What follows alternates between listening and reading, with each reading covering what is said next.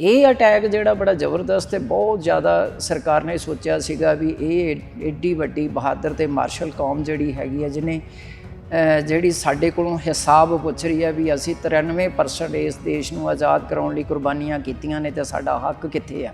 ये सोचा सीगा भी इस तो बाद कदी कौम इन्हां दी उठेगी नहीं, इन्नी बुरी तरह तोड़ देवांगे इस कौम दा लक भी ये दोबारा कदी उठ के ये नहीं कहोगी भी सानू आज़ादी चाहिए है जां सानू साडे हक चाहिए ने। अंदरों सारा कुछ ज्ञान सीगा ते वो 1 साल दे ही कह रहे सीगे भी इस सरकार ने बाज नहीं होना, इन्हां ने तोपां ते टैंक चाढ़ने ही चाढ़ने दरबार साहब दे उत्ते बज़िद है ये दुश्मन बज़िद है।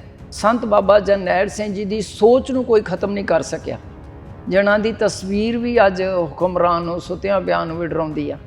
ਤਾਂ ਜਿਹੜੀ ਸੰਗਤ ਗੁਰਪੁਰਬ ਦੇ ਉੱਪਰ ਆਈ ਸੀ ਕਿ ਉਹਨਾਂ ਨੂੰ ਕੋਈ ਕਾਲ ਨਹੀਂ ਦਿੱਤੀ ਗਈ ਬਾਹਰ ਨਿਕਲਣ ਵਾਸਤੇ? ਨਾ ਕਿਸੇ ਨੂੰ ਕੁਛ ਨਹੀਂ, ਉਹਨਾਂ ਨੇ ਸਗੋਂ ਜ਼ਿਆਦਾ ਤੋਂ ਜ਼ਿਆਦਾ ਸੰਗਤ ਅੰਦਰ ਵੜ ਦਿੱਤੀ ਤੇ ਗੁਰੂ ਅਰਜਨ ਦੇਵ ਜੀ ਦਾ ਗੁਰਪੁਰਬ ਹੀ ਚੁਣਿਆ ਤੇ ਉਹ ਕਮਿਟਮੈਂਟ ਕਰ ਲੈਂਦੇ ਨੇ, ਉਹ ਮਰ ਤਾਂ ਸਕਦੇ ਨੇ ਪਰ ਪਿੱਛੇ ਨਹੀਂ ਮੁੜ ਸਕਦੇ।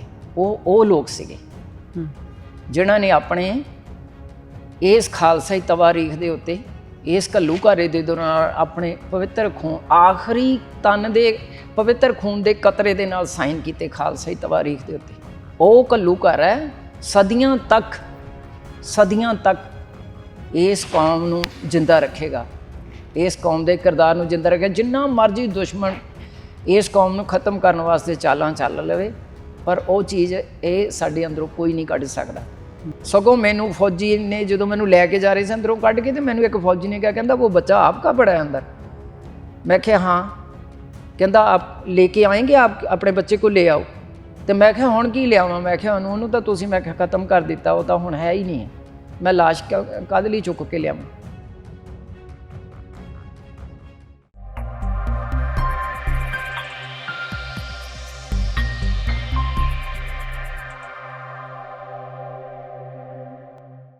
ਭਾਰਤ ਦੀ ਆਜ਼ਾਦੀ ਵਾਸਤੇ 90% ਕੁਰਬਾਨੀਆਂ ਕਰਨ ਵਾਲੀ ਸਿੱਖ ਕੌਮ ਦੁਨੀਆ ਦੀ ਮਾਰਸ਼ਲ ਕੌਮ ਮੰਨੀ ਜਾਂਦੀ ਹੈ, ਪਰ ਭਾਰਤ ਦੇ ਕੀ ਦੁਨੀਆ ਦੇ ਇਤਿਹਾਸ ਦੇ ਵਿੱਚ ਪਹਿਲੀ ਵਾਰ ਹੋਇਆ ਇਹ ਕਿ ਉਸੇ ਦੇਸ਼ ਦੇ ਵਿੱਚ ਵਸਣ ਵਾਲੇ ਲੋਕਾਂ ਨੂੰ ਉਸੇ ਹੀ ਹਕੂਮਤ ਦੇ ਕੋਲੋਂ ਜਿਹੜਾ ਹੈ ਵੱਡੀ ਇੱਕ ਮੁਸੀਬਤ ਦਾ ਸਾਹਮਣਾ ਕਰਨਾ ਪੈ ਜਾਂਦਾ ਹੈ। ਸਿੱਖਾਂ ਦਾ ਸਰਵੋਤਮ ਅਸਥਾਨ ਹੈ ਸ੍ਰੀ ਦਰਬਾਰ ਸਾਹਿਬ, ਸ੍ਰੀ ਅਕਾਲ ਤਖਤ ਸਾਹਿਬ, ਜਿਸ ਨੂੰ ਜੂਨ 1984 ਦੇ ਘੱਲੂਘਾਰੇ ਦੇ ਦਰਮਿਆਨ ਭਾਰਤੀ ਹਕੂਮਤ ਦੇ ਤਸ਼ੱਦਦ ਦਾ ਅਨੇਕਾਂ ਸਿੱਖ ਸੰਗਤਾਂ ਨੂੰ ਸ਼ਿਕਾਰ ਹੋਣਾ ਪੈਂਦਾ ਏ।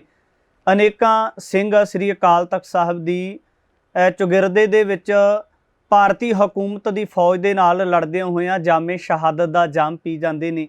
ਜੂਨ ਦਾ ਮਹੀਨਾ ਆਰੰਭ ਹੋ ਚੁੱਕਾ ਏ ਔਰ ਜੂਨ 1984 ਦੇ ਘੱਲੂਘਾਰੇ ਦੇ ਚਸ਼ਮਦੀਦ ਗਵਾਹਾਂ ਦੇ ਨਾਲ ਗੱਲਬਾਤ ਕਰ ਰਹੇ ਹਾਂ ਜਿਨ੍ਹਾਂ ਨੇ ਇਸ ਸੰਘਰਸ਼ ਨੂੰ ਆਪਣੀਆਂ ਅੱਖਾਂ ਦੇ ਨਾਲ ਤੱਕਿਆ। ਜਿਹੜੀ ਭਾਰਤੀ ਫੌਜ ਵੱਲੋਂ ਜ਼ਿਆਦਤੀ ਕੀਤੀ ਗਈ ਸਿੱਖਾਂ ਦੇ ਉੱਪਰ, ਸਿੱਖ ਸੰਗਤ ਦੇ ਉੱਪਰ ਜਿਹੜਾ ਹੈ ਅਣਮਨੁੱਖੀ ਤਸ਼ੱਦਦ ਢਾਇਆ ਗਿਆ, ਉਸ ਦੀ ਦਰਦਨਾਕ ਦਾਸਤਾਨ ਦੀ ਗੱਲਬਾਤ ਕਰਨ ਵਾਸਤੇ ਸ਼ਹੀਦ ਭਾਈ ਰਿਸ਼ਪਾਲ ਸਿੰਘ ਜੀ, ਜੋ ਕਿ ਸੰਤ ਬਾਬਾ ਜਰਨੈਲ ਸਿੰਘ ਖਾਲਸਾ ਭਿੰਡਰਾਂ ਵਾਲਿਆਂ ਦੇ ਪੀਏ ਸਨ, ਉਹਨਾਂ ਦੀ ਧਰਮ ਸੁਪਤਨੀ ਬੀਬੀ ਪ੍ਰੀਤਮ ਕੌਰ ਜੀ ਦੇ ਨਾਲ ਗੱਲਬਾਤ ਕਰਾਂਗੇ ਔਰ तमाम ਜੋ ਕੁਝ ਦਰਬਾਰ ਸਾਹਿਬ ਦੇ ਵਿੱਚ ਜੂਨ 1984 ਦੇ ਘੱਲੂਘਾਰੇ ਦੇ ਦਰਮਿਆਨ ਵਾਪਰਦਾ ਉਹਦੇ ਬਾਰੇ ਪੂਰੀ ਜਾਣਕਾਰੀ ਲਵਾਂਗੇ। ਬੀਬੀ ਜੀ, ਸਭ ਤੋਂ ਪਹਿਲਾਂ ਸਵਾਗਤ ਹੈ ਜੀ। ਵਾਹਿਗੁਰੂ ਜੀ ਕਾ ਖਾਲਸਾ, ਵਾਹਿਗੁਰੂ ਜੀ ਕੀ ਫਤਿਹ ਜੀ। ਵਾਹਿਗੁਰੂ ਜੀ ਕਾ ਖਾਲਸਾ, ਵਾਹਿਗੁਰੂ ਜੀ ਕੀ ਫਤਿਹ। ਬੇਟੇ ਬੀਬੀ ਜੀ, ਸਭ ਤੋਂ ਪਹਿਲਾਂ ਜਾਣਨਾ ਚਾਹੁੰਦੇ ਹਾਂ ਜਾਣਕਾਰੀ ਵਾਸਤੇ, ਤੁਸੀਂ ਉਸ ਘੱਲੂਘਾਰੇ ਨੂੰ ਆਪਣੀਆਂ ਅੱਖਾਂ ਦੇ ਨਾਲ ਤੱਕਿਆ, ਦਰਬਾਰ ਸਾਹਿਬ ਦੇ ਵਿੱਚ ਜਿਹੜਾ ਹੈ ਸਿੱਖ ਸੰਗਤਾਂ ਗੁਰੂ ਅਰਜਨ ਪਾਤਸ਼ਾਹ ਮਹਾਰਾਜ ਜੀ ਦੇ ਸ਼ਹੀਦੀ ਪੁਰਬ ਦੇ ਦਰਮਿਆਨ ਜਿਹੜਾ ਸੀ ਦਰਸ਼ਨ ਦੀਦਾਰ ਕਰਨ ਵਾਸਤੇ ਆਈਆਂ ਸੀ। ਤਾਂ ਸਭ ਤੋਂ ਪਹਿਲਾਂ ਮੁੱਢਲਾ ਸਵਾਲ ਹੈ, ਭਾਰਤੀ ਹਕੂਮਤ ਦਾ ਸਿੱਖਾਂ ਦੇ ਸਰਵੋਤਮ ਅਸਥਾਨ ਦੇ ਉੱਪਰ ਅਟੈਕ ਕਰਨ ਦਾ ਕਾਰਨ ਕੀ ਸੀ? ਜੂਨ 1984 ਦੇ ਘੱਲੂਘਾਰੇ ਨੂੰ 38 ਸਾਲ ਬੀਤ ਗਏ ਨੇ ਤੇ ਉਹ ਕੋਈ ਘੱਲੂਘਾਰਾ ਪਹਿਲਾ ਘੱਲੂਘਾਰਾ ਨਹੀਂ ਸੀ। ਉਸ ਤੋਂ ਪਹਿਲਾਂ ਵੀ ਬਾਰ-ਬਾਰ ਦੁਸ਼ਮਣ ਚੜ੍ਹ ਕੇ ਆਉਂਦਾ ਰਿਹਾ ਸਾਡੀ ਆਸਥਾ ਦੇ ਉੱਤੇ, ਸ੍ਰੀ ਅਕਾਲ ਤਖਤ ਸਾਹਿਬ ਦੇ ਉੱਤੇ ਅਟੈਕ ਕਰਦਾ ਰਿਹਾ। ਇਹ ਕੋਈ ਪਹਿਲੀ ਵਾਰ ਨਹੀਂ ਸੀ। ਇਸ ਵਾਰ ਪਹਿਲੇ ਵਾਲੇ ਸਾਰੇ ਹੁਕਮਰਾਨਾਂ ਨੂੰ ਪਿੱਛੇ ਛੱਡਣ ਵਾਲਾ ਹੁਕਮਰਾਨ ਸੀ, ਜਿਹੜਾ 500 ਸਾਲ ਦਾ ਘਾੜਤਾਂ ਘੜ ਰਿਹਾ ਸੀਗਾ ਸਾਡੀ ਕੌਮ ਦੀ ਨਸਲਕੁਸ਼ੀ ਕਰਨ ਵਾਸਤੇ। ਉਹ ਕੋਈ ਆਮ ਸਧਾਰਨ ਕੋਈ ਅਟੈਕ ਨਹੀਂ ਸੀਗਾ, ਗਿਣੀ ਮਿੱਥੀ ਸਾਜ਼ਿਸ਼ ਸੀ ਔਰ ਪੂਰੀ ਤਿਆਰੀ ਦੇ ਨਾਲ। ਕੋਈ ਜਦੋਂ ਤੇ ਅਜੇ ਸੰਤ ਬਾਬਾ ਜਰਨੈਲ ਸਿੰਘ ਜੀ ਮਹਿਤੇ ਹੀ ਸੀਗੇ, ਜਦੋਂ ਚਕਰਾਤਾ ਦੀਆਂ ਪਹਾੜੀਆਂ ਦੇ ਵਿੱਚ ਫੌਜ ਨੂੰ ਉੱਥੇ ਦਰਬਾਰ ਸਾਹਿਬ ਦਾ ਮਾਡਲ ਬਣਾ ਕੇ ਤਿਆਰ ਕਰਕੇ ਤੇ ਉੱਥੇ ਉਹਨਾਂ ਨੂੰ ਰਿਹਰਸਲ ਕਰਵਾਈ ਜਾ ਰਹੀ ਸੀ, ਟ੍ਰੇਨਿੰਗ ਦਿੱਤੀ ਜਾ ਰਹੀ ਸੀ ਵੀ ਉੱਥੇ ਤੁਸੀਂ ਜਾਣਾ ਹੈ ਤੇ ਕਰਨਾ ਕੀ ਹੈ। ਉਹ ਕੋਈ ਉਸੇ ਵੇਲੇ ਥੋੜ੍ਹੀ ਨਾ ਕੋਈ ਉਹ ਪਲੈਨਿੰਗ ਹੋਈ ਸੀਗੀ। ਤਾਂ ਇਹ ਅਟੈਕ ਜਿਹੜਾ ਬੜਾ ਜ਼ਬਰਦਸਤ ਤੇ ਬਹੁਤ ਜ਼ਿਆਦਾ ਸਰਕਾਰ ਨੇ ਸੋਚਿਆ ਸੀਗਾ ਵੀ ਇਹ ਏਡੀ ਵੱਡੀ ਬਹਾਦਰ ਤੇ ਮਾਰਸ਼ਲ ਕੌਮ ਜਿਹੜੀ ਹੈਗੀ ਹੈ, ਜਿਹਨੇ ਜਿਹੜੀ ਸਾਡੇ ਕੋਲੋਂ ਹਿਸਾਬ ਪੁੱਛ ਰਹੀ ਹੈ ਵੀ ਅਸੀਂ 93% ਇਸ ਦੇਸ਼ ਨੂੰ ਆਜ਼ਾਦ ਕਰਾਉਣ ਲਈ ਕੁਰਬਾਨੀਆਂ ਕੀਤੀਆਂ ਨੇ ਤੇ ਸਾਡਾ ਹੱਕ ਕਿੱਥੇ ਆ, ਤੇ ਆਪਣਾ ਹੱਕ ਮੰਗ ਰਹੀ ਆ। ਤੇ ਹੱਕ ਮੰਗਣ ਵਾਸਤੇ ਇੱਕ ਕੌਮੀ ਯੋਧਾ, ਸੱਚਾ ਸੁੱਚਾ ਨਿਧੜਕ ਕੌਮ ਦਾ ਜਰਨੈਲ, ਬਾਬਾ ਏ ਕੌਮ ਕਰਨੀ ਤੇ ਕਥਨੀ ਦਾ ਪੂਰਾ ਸੂਰਬੀਰ, ਜਿਹੜਾ ਕੌਮ ਨੂੰ ਇੱਕ ਆਗੂ ਦੇ ਰੂਪ ਦੇ ਵਿੱਚ ਮਿਲ ਗਿਆ ਸੀਗਾ 78 ਤੋਂ ਬਾਅਦ ਸੰਤ ਬਾਬਾ ਜਰਨੈਲ ਸਿੰਘ ਜੀ, ਉਹਦੇ ਵਾਸਤੇ ਉਹ ਜਾਲ ਪਹਿਲੇ ਹੀ ਬੁਣਨਾ ਸ਼ੁਰੂ ਕਰ ਦਿੱਤਾ ਸੀ ਸਰਕਾਰ ਨੇ, ਇੱਕਦਮ ਨਹੀਂ ਹੋਇਆ। ਤੇ ਫਿਰ ਉਹਨਾਂ ਨੇ ਇਹ ਸੋਚਿਆ ਸੀਗਾ ਵੀ ਇਸ ਤੋਂ ਬਾਅਦ ਕਦੀ ਕੌਮ ਇਹਨਾਂ ਦੀ ਉੱਠੇਗੀ ਨਹੀਂ, ਇੰਨੀ ਬੁਰੀ ਤਰ੍ਹਾਂ ਤੋੜ ਦੇਵਾਂਗੇ ਇਸ ਕੌਮ ਦਾ ਲੱਕ ਵੀ ਇਹ ਦੁਬਾਰਾ ਕਦੀ ਉੱਠ ਕੇ ਇਹ ਨਹੀਂ ਕਹੂਗੀ ਵੀ ਸਾਨੂੰ ਆਜ਼ਾਦੀ ਚਾਹੀਦੀ ਹੈ ਜਾਂ ਸਾਨੂੰ ਸਾਡੇ ਹੱਕ ਚਾਹੀਦੇ ਨੇ ਜੋ ਤੁਸੀਂ ਸਾਡੇ ਮਾਰੇ ਆ। ਤੋ ਹੱਕਾਂ ਦਾ ਹਿਸਾਬ ਤੇ ਹੱਕ ਲੈਣ ਵਾਸਤੇ ਸੰਤ ਬਾਬਾ ਜਰਨੈਲ ਸਿੰਘ ਜੀ ਨੂੰ ਸਬਕ ਸਿਖਾਉਣ ਵਾਸਤੇ, ਕੌਮ ਨੂੰ ਆਗੂ ਲੈਸ ਕਰਨ ਵਾਸਤੇ ਉਹ ਸਾਰੀ ਪਲੈਨਿੰਗ ਹੋਈ। ਜੇ ਆਪਾਂ ਸੰਤ ਜਰਨੈਲ ਸਿੰਘ ਖਾਲਸਾ ਭਿੰਡਰਾਂ ਵਾਲਿਆਂ ਦੀ ਸ਼ਖਸੀਅਤ ਦੀ ਗੱਲ ਕਰੀਏ ਤਾਂ ਬਹੁਤ ਵੱਡੀ ਸ਼ਖਸੀਅਤ ਸੀ। ਜਿਹੜੇ ਲੋਕ ਗੈਰ ਧਰਮ ਦੇ ਨਾਲ ਸੰਬੰਧਿਤ ਸੀ, ਜਦੋਂ ਉਹਨਾਂ ਦੀ ਸਪੀਚ ਨੂੰ ਸੁਣਦੇ ਸੀ ਜਾਂ ਉਹਨਾਂ ਦੀ ਵਿਚਾਰਧਾਰਾ ਨੂੰ ਸਰਵਣ ਕਰਦੇ ਸੀ ਤਾਂ ਉਹ ਸੰਤ ਭਿੰਡਰਾਂ ਵਾਲਿਆਂ ਦੇ ਉਪਾਸ਼ਕ ਹੋ ਜਾਂਦੇ ਸੀ। ਜੇ ਤੁਹਾਡੀ ਗੱਲ ਕਰੀਏ ਤਾਂ ਤੁਸੀਂ ਸੰਤਾਂ ਦੇ ਨਾਲ ਕਦੋਂ ਜੁੜਦੇ ਹੋ? ਸੰਤਾਂ ਦੇ ਨਾਲ ਜਦੋਂ ਸੰਤਾਂ ਨੇ ਮੋਰਚਾ ਲਾਇਆ ਮੇਰਾ, ਤੇ ਉਦੋਂ ਹੀ ਮਿਲਣਾ ਹੋਇਆ। ਤੇ ਮੈਂ 19 ਜੁਲਾਈ ਨੂੰ ਜਦੋਂ ਮੋਰਚਾ ਲੱਗਦਾ ਆ ਭਾਈ ਅਮਰੀਕ ਸਿੰਘ ਤੇ ਬਾਬਾ ਥਾਰਾ ਸਿੰਘ ਉਹਨਾਂ ਦੀ ਗ੍ਰਿਫਤਾਰੀ ਤੋਂ ਬਾਅਦ, ਉਹਨਾਂ ਦੀ ਰਿਹਾਈ ਵਾਸਤੇ ਸੰਤ ਬਾਬਾ ਜਰਨੈਲ ਸਿੰਘ ਨੇ ਜਦੋਂ ਮੋਰਚਾ ਲਾਇਆ ਤੇ 25 ਜੁਲਾਈ ਨੂੰ ਬਹੁਤ ਵੱਡਾ ਇਕੱਠ ਸੱਦਿਆ ਸੀ। ਮੈਂ ਉਦੋਂ ਪਹਿਲੀ ਵਾਰੀ ਸੰਤ ਬਾਬਾ ਜਰਨੈਲ ਸਿੰਘ ਨੂੰ ਮਿਲੀ ਜੀ ਮੋਰਚੇ ਦੇ ਦੌਰਾਨ ਜੀ। ਤੇ ਸ਼ਹੀਦ ਭਾਈ ਰਿਸ਼ਪਾਲ ਸਿੰਘ ਜੀ ਦੀ ਗੱਲ ਕਰੀਏ ਤਾਂ ਉਹਨਾਂ ਦੇ ਨਾਲ ਵਿਆਹ ਹੋਣ ਤੋਂ ਬਾਅਦ ਸੀ ਜਾਂ ਪਹਿਲਾਂ ਦੀ ਗੱਲ ਹੈ? ਪਹਿਲਾਂ ਦੀ ਗੱਲ ਹੈ, ਤੁਸੀਂ ਪਹਿਲਾਂ ਹੀ। ਤੇ ਜਦੋਂ ਜੇ ਆਪਾਂ ਅਗਲੀ ਗੱਲ ਕਰੀਏ ਤਾਂ ਜਦੋਂ ਜੂਨ 1984 ਵਾਲਾ ਘੱਲੂਘਾਰਾ ਵਾਪਰਦਾ ਹੈ ਤਾਂ ਤੁਸੀਂ ਕਿੰਨਾ ਸਮਾਂ ਪਹਿਲਾਂ ਦਰਬਾਰ ਸਾਹਿਬ ਦੇ ਵਿੱਚ ਚਲੇ ਜਾਂਦੇ ਹੋ ਸੰਤਾਂ ਦੇ ਕੋਲ? ਮੈਂ 20 ਫਰਵਰੀ 1983 ਨੂੰ ਮੇਰਾ ਆਨੰਦ ਕਾਰਜ ਹੋਇਆ ਭਾਈ ਰਿਸ਼ਪਾਲ ਸਿੰਘ ਉਹਨਾਂ ਦੇ ਨਾਲ, ਤੇ ਉਸ ਤੋਂ ਬਾਅਦ ਸਾਰਾ ਸਮਾਂ ਮੈਂ ਉੱਥੇ ਹੀ ਰਹੀ ਹਾਂ, ਸੰਤਾਂ ਦੀ ਸੰਗਤ 'ਚ ਹੀ ਰਹੀ ਹਾਂ, ਮੈਂ ਜੱਥੇ ਦੇ ਨਾਲ ਹੀ। ਸੰਤਾਂ ਨੂੰ ਪਤਾ ਸੀ ਇਸ ਗੱਲ ਦਾ ਕਿ ਜਿਹੜੀ ਭਾਰਤੀ ਫੌਜ ਹੈ ਉਹ ਚਕਰਾਤਾ ਦੇ ਵਿੱਚ ਜਾਂ ਹੋਰ ਕੁਝ ਇਸ ਤਰ੍ਹਾਂ ਦੀਆਂ ਜਗ੍ਹਾ ਸੀ ਜਿਨ੍ਹਾਂ ਦੇ ਵਿੱਚ ਫੌਜ ਨੂੰ ਟ੍ਰੇਨਿੰਗ ਦਿੱਤੀ ਜਾ ਰਹੀ ਸੀ ਦਰਬਾਰ ਸਾਹਿਬ ਦਾ ਇੱਕ ਮਾਡਲ ਤਿਆਰ ਕਰਕੇ ਹਮਲਾ ਕਰਨ ਵਾਸਤੇ? ਇਸ ਗੱਲ ਦੀ ਸੰਤਾਂ ਨੂੰ ਵਾਕਫੀਅਤ ਸੀਗੀ? ਸੰਤਾਂ ਨੂੰ ਸੰਤ ਤਾਂ ਕਿਸੇ ਦੀ ਜਾਣਕਾਰੀ ਦੇ ਮੁਹਤਾਜ ਨਹੀਂ ਸੀ। ਉਹਨਾਂ ਦਾ ਜਪ ਤਪ ਇੰਨਾ ਜ਼ਿਆਦਾ ਸੀ, ਤੇਜ ਪ੍ਰਤਾਪ ਇੰਨਾ ਜ਼ਿਆਦਾ ਸੀ, ਬੰਦਗੀ ਇੰਨੀ ਜ਼ਿਆਦਾ ਸੀ ਕਿ ਉਹ ਇੰਨੇ ਮਤਲਬ ਜਿਨ੍ਹਾਂ ਨੂੰ ਅੰਦਰੋਂ ਸਾਰਾ ਕੁਝ ਗਿਆਨ ਸੀਗਾ। ਤੇ ਉਹ 1 ਸਾਲ ਦੇ ਹੀ ਕਹਿ ਰਹੇ ਸੀਗੇ ਵੀ ਇਸ ਸਰਕਾਰ ਨੇ ਬਾਜ ਨਹੀਂ ਆਉਣਾ, ਇਹਨਾਂ ਨੇ ਤੋਪਾਂ ਤੇ ਟੈਂਕ ਚਾੜਨੇ ਹੀ ਚਾੜਨੇ ਆ ਦਰਬਾਰ ਸਾਹਿਬ ਦੇ ਉੱਤੇ, ਬਜ਼ਿਦ ਹੈ ਇਹ ਦੁਸ਼ਮਣ ਬਜ਼ਿਦ ਹੈ, ਇਹ ਸਾਨੂੰ ਸਬਕ ਸਿਖਾਉਣ ਵਾਸਤੇ ਆਉਣਗੇ, ਸਾਨੂੰ ਸਾਡੀ ਆਸਥਾ ਨੂੰ ਤੋੜਨਾ ਚਾਹੁੰਦੇ ਨੇ ਤੇ ਦਰਬਾਰ ਸਾਹਿਬ ਦੇ ਉੱਤੇ ਮਤਲਬ ਹਮਲਾ ਕਰਕੇ ਉਹ ਸਿੱਖਾਂ ਨੂੰ ਸਬਕ ਸਿਖਾਉਣਾ ਚਾਹੁੰਦੇ ਨੇ ਵੀ ਇਹ ਦੁਬਾਰਾ ਕਦੀ ਹੱਕ ਨਾ ਮੰਗਣ। ਤੇ ਉਹ ਜਿਹੜਾ ਅੰਤਰਜਾਮੀ ਬਾਬਾ ਸੀ ਜੀ, ਉਹਨੂੰ ਸਾਰਾ ਇਲਮ ਸੀ। ਕੁਝ ਇਤਿਹਾਸਕਾਰਾਂ ਦੀ ਲਿਖੀ ਹੋਈ ਜਾਣਕਾਰੀ ਵੀ ਮਿਲਦੀ ਹੈ ਕਿ ਉਹਨਾਂ ਦੇ ਦੁਆਰਾ ਵੀ ਪ੍ਰਸਾਰਿਤ ਕੀਤਾ ਗਿਆ ਕਿ ਜਿਹੜਾ ਕੁਝ ਅਜਿਹੇ ਲੀਡਰ ਸੀ ਜਿਨ੍ਹਾਂ ਨੇ ਇੰਦਰਾ ਗਾਂਧੀ ਨੂੰ ਮਜਬੂਰ ਕੀਤਾ ਕਿ ਦਰਬਾਰ ਸਾਹਿਬ ਦੇ ਉੱਪਰ ਅਟੈਕ ਕੀਤਾ ਜਾਣਾ ਚਾਹੀਦਾ ਹੈ, ਨਹੀਂ ਤਾਂ ਜਿਹੜਾ ਆਉਣ ਵਾਲੇ ਸਮੇਂ ਦੇ ਵਿੱਚ ਜਿਹੜੀ ਤੁਹਾਡੀ ਰਾਜਗੱਦੀ ਇਹਨੂੰ ਖਤਰਾ ਹੋ ਸਕਦਾ ਹੈ। ਉਹਨਾਂ ਦੇ ਵਿੱਚੋਂ ਜਿਹੜੇ ਲੀਡਰ ਸੀਗੇ ਉਹਨਾਂ ਦਾ ਚਿੱਠੀਆਂ ਲਿਖਣ ਦਾ ਕਾਰਨ ਕੀ ਸੀਗਾ? ਹਾਂ, ਇੱਦਾਂ ਹੀ ਜਦੋਂ ਵੀ ਕੋਈ ਸਿੱਖਾਂ ਨੇ ਜਦੋਂ ਵੀ ਗਿਆ ਆਪਣੇ ਹੱਕਾਂ ਦੀ ਲੜਾਈ ਸ਼ੁਰੂ ਕੀਤੀ, ਜਦੋਂ ਵੀ ਕੋਈ ਮੂਵਮੈਂਟ ਸ਼ੁਰੂ ਹੋਈ, ਜਦੋਂ ਵੀ ਕੋਈ ਸੰਘਰਸ਼ ਆਰੰਭਿਆ ਤੇ ਸਰਕਾਰ ਨੇ ਉਸ ਸੰਘਰਸ਼ ਨੂੰ ਫੇਲ ਕਰਨ ਵਾਸਤੇ, ਤਾਰ-ਪੀੜੋ ਕਰਨ ਵਾਸਤੇ ਇਹੋ ਜਿਹੇ ਹੱਥ ਕੰਡੇ ਵਰਤੇ ਵੀ ਉਹਨਾਂ ਨੇ ਕਮਜ਼ੋਰ ਲੀਡਰਸ਼ਿਪ ਨੂੰ ਯੂਜ਼ ਕੀਤਾ, ਵਰਤਿਆ ਤੇ ਆਪਣੇ ਹੱਥ ਠੋਕੇ ਬਣਾ ਕੇ ਉਸ ਸੰਘਰਸ਼ ਨੂੰ ਫੇਲ ਕਰਨ ਵਾਸਤੇ ਉਹਨਾਂ ਨੇ ਪੂਰਾ ਅੰਜਾਮ ਦਿੱਤਾ। ਤੇ ਉਹ ਅੱਜ ਸਾਰਾ ਕੁਝ ਨੈੱਟ ਤੇ ਹੀ ਆ, ਸਾਰਾ ਕੁਝ ਦੁਨੀਆ ਦੇ ਮਤਲਬ ਨਕਸ਼ੇ ਦੇ ਉੱਤੇ ਮਤਲਬ ਨੰਗਾ ਚਿੱਟਾ ਪਿਆ ਉਹਨਾਂ ਦਾ ਸੱਚ ਜੀ, ਵੀ ਉਹਨਾਂ ਨੇ ਕਿੱਦਾਂ ਉਹਨਾਂ ਨੂੰ ਵਰਤਿਆ, ਕਿੱਦਾਂ ਉਹ ਕਮਜ਼ੋਰ ਲੀਡਰਸ਼ਿਪ ਨੂੰ ਆਪਣੇ ਹੱਥਾਂ 'ਚ ਲਿਆ, ਕਿੱਦਾਂ ਉਹਨਾਂ ਨੂੰ ਲਾਲਚ ਦਿੱਤੇ, ਕਿੱਦਾਂ ਸੰਤ ਬਾਬਾ ਜਰਨੈਲ ਸਿੰਘ ਜੀ ਨੂੰ ਕਮਜ਼ੋਰ ਕਰਨ ਵਾਸਤੇ, ਉਹਨਾਂ ਨੂੰ ਖ਼ਤਮ ਕਰਾਉਣ ਵਾਸਤੇ ਉਹ ਸਾਰੀਆਂ ਚਾਲਾਂ ਚੱਲੀਆਂ ਗਈਆਂ। ਉਹ ਆਪਣੀਆਂ ਚਾਲਾਂ 'ਚ ਕਾਮਯਾਬ ਜ਼ਰੂਰ ਹੋਏ, ਲੇਕਿਨ ਸੰਤ ਬਾਬਾ ਜਰਨੈਲ ਸਿੰਘ ਜੀ ਦੀ ਸੋਚ ਨੂੰ ਕੋਈ ਖ਼ਤਮ ਨਹੀਂ ਕਰ ਸਕਿਆ, ਜਿਨ੍ਹਾਂ ਦੀ ਤਸਵੀਰ ਵੀ ਅੱਜ ਹੁਕਮਰਾਨ ਨੂੰ ਸੁੱਤਿਆਂ ਪਿਆਂ ਨੂੰ ਵੀ ਡਰਾਉਂਦੀ ਆ। ਉਹ ਇਹੋ ਜਿਹਾ ਯੋਧਾ ਸੀਗਾ, ਉਹ ਕੋਈ ਆਮ ਸਧਾਰਨ ਮਨੁੱਖ ਨਹੀਂ ਸੀ ਜਿਹਦੇ ਵਾਸਤੇ ਐਡਾ ਵੱਡਾ ਅਡੰਬਰ ਰਚਿਆ ਗਿਆ, ਐਡਾ ਵੱਡਾ ਪ੍ਰਬੰਧ ਕੀਤਾ ਗਿਆ, ਜਿਹਨੂੰ ਸੰਭਾਲਣ ਵਾਸਤੇ, ਜਿਹਨੂੰ ਖ਼ਤਮ ਕਰਨ ਵਾਸਤੇ ਤੋਪਾਂ ਤੇ ਟੈਂਕ ਲਿਆਉਣੇ ਪਏ। 3 ਦੇਸ਼ਾਂ ਦੀ ਫੋਰਸਾਂ ਦਾ ਜ਼ੋਰ ਲੱਗਿਆ ਹੋਇਆ ਉਹਦੇ ਤੇ ਪੂਰਾ। ਉਹ ਕੋਈ ਸਧਾਰਨ ਸ਼ਖਸੀਅਤ ਥੋੜ੍ਹੀ ਸੀ। ਜੇ ਆਪਾਂ ਗੱਲ ਕਰੀਏ ਤਾਂ ਦਰਬਾਰ ਸਾਹਿਬ ਦੇ ਵਿੱਚ ਜਿਹੜਾ ਭਾਰਤੀ ਹਕੂਮਤ ਵੱਲੋਂ ਹਮਲਾ ਕਰਨ ਦੀਆਂ ਤਿਆਰੀਆਂ ਕੀਤੀਆਂ ਜਾਂਦੀਆਂ ਜਾਂ ਉੱਥੇ ਫਾਇਰਿੰਗ ਕੀਤੀ ਜਾਂਦੀ ਹੈ, ਤਾਂ ਫਾਇਰਿੰਗ 1 ਜੂਨ ਤੋਂ ਸਟਾਰਟਿੰਗ ਹੋ ਜਾਂਦੀ ਹੈ ਜਾਂ ਇਸ ਤੋਂ ਪਹਿਲਾਂ ਵੀ ਕੋਈ ਕਨਸੋ ਮਿਲਦੀ ਹੈ? ਫੌਜ ਨੇ ਘੇਰਾ ਤਾਂ ਪਾ ਲਿਆ ਸੀਗਾ ਪੰਜਾਬ ਦੇ ਵਿੱਚ। ਫੌਜ ਆਈ ਸੀ ਜਦੋਂ ਸਾਰਿਆਂ ਨੂੰ ਪਤਾ ਫੌਜ ਆ ਗਈ ਸੀਗੀ। 6.5 ਲੱਖ ਦੇ ਕਰੀਬ ਫੌਜ ਜਿਹੜੀ ਆ ਉਹ ਵਰਤੀ ਗਈ ਹੈ ਆਪਣੇ ਦਰਬਾਰ ਸਾਹਿਬ ਦੇ ਉੱਤੇ ਅਟੈਕ ਕਰਨ ਵਾਸਤੇ। ਪੰਜਾਬ ਨੂੰ ਦੇਸ਼ ਨਾਲੋਂ ਤੋੜ ਦਿੱਤਾ, ਫਿਰ ਅੰਮ੍ਰਿਤਸਰ ਨੂੰ, ਦਰਬਾਰ ਸਾਹਿਬ ਨੂੰ ਬਾਕੀ ਪੰਜਾਬ ਦੇ ਨਾਲੋਂ ਅਲੱਗ ਕਰ ਦਿੱਤਾ, ਬਾਰਡਰ ਸਾਰੇ ਸੀਲ ਕਰ ਦਿੱਤੇ।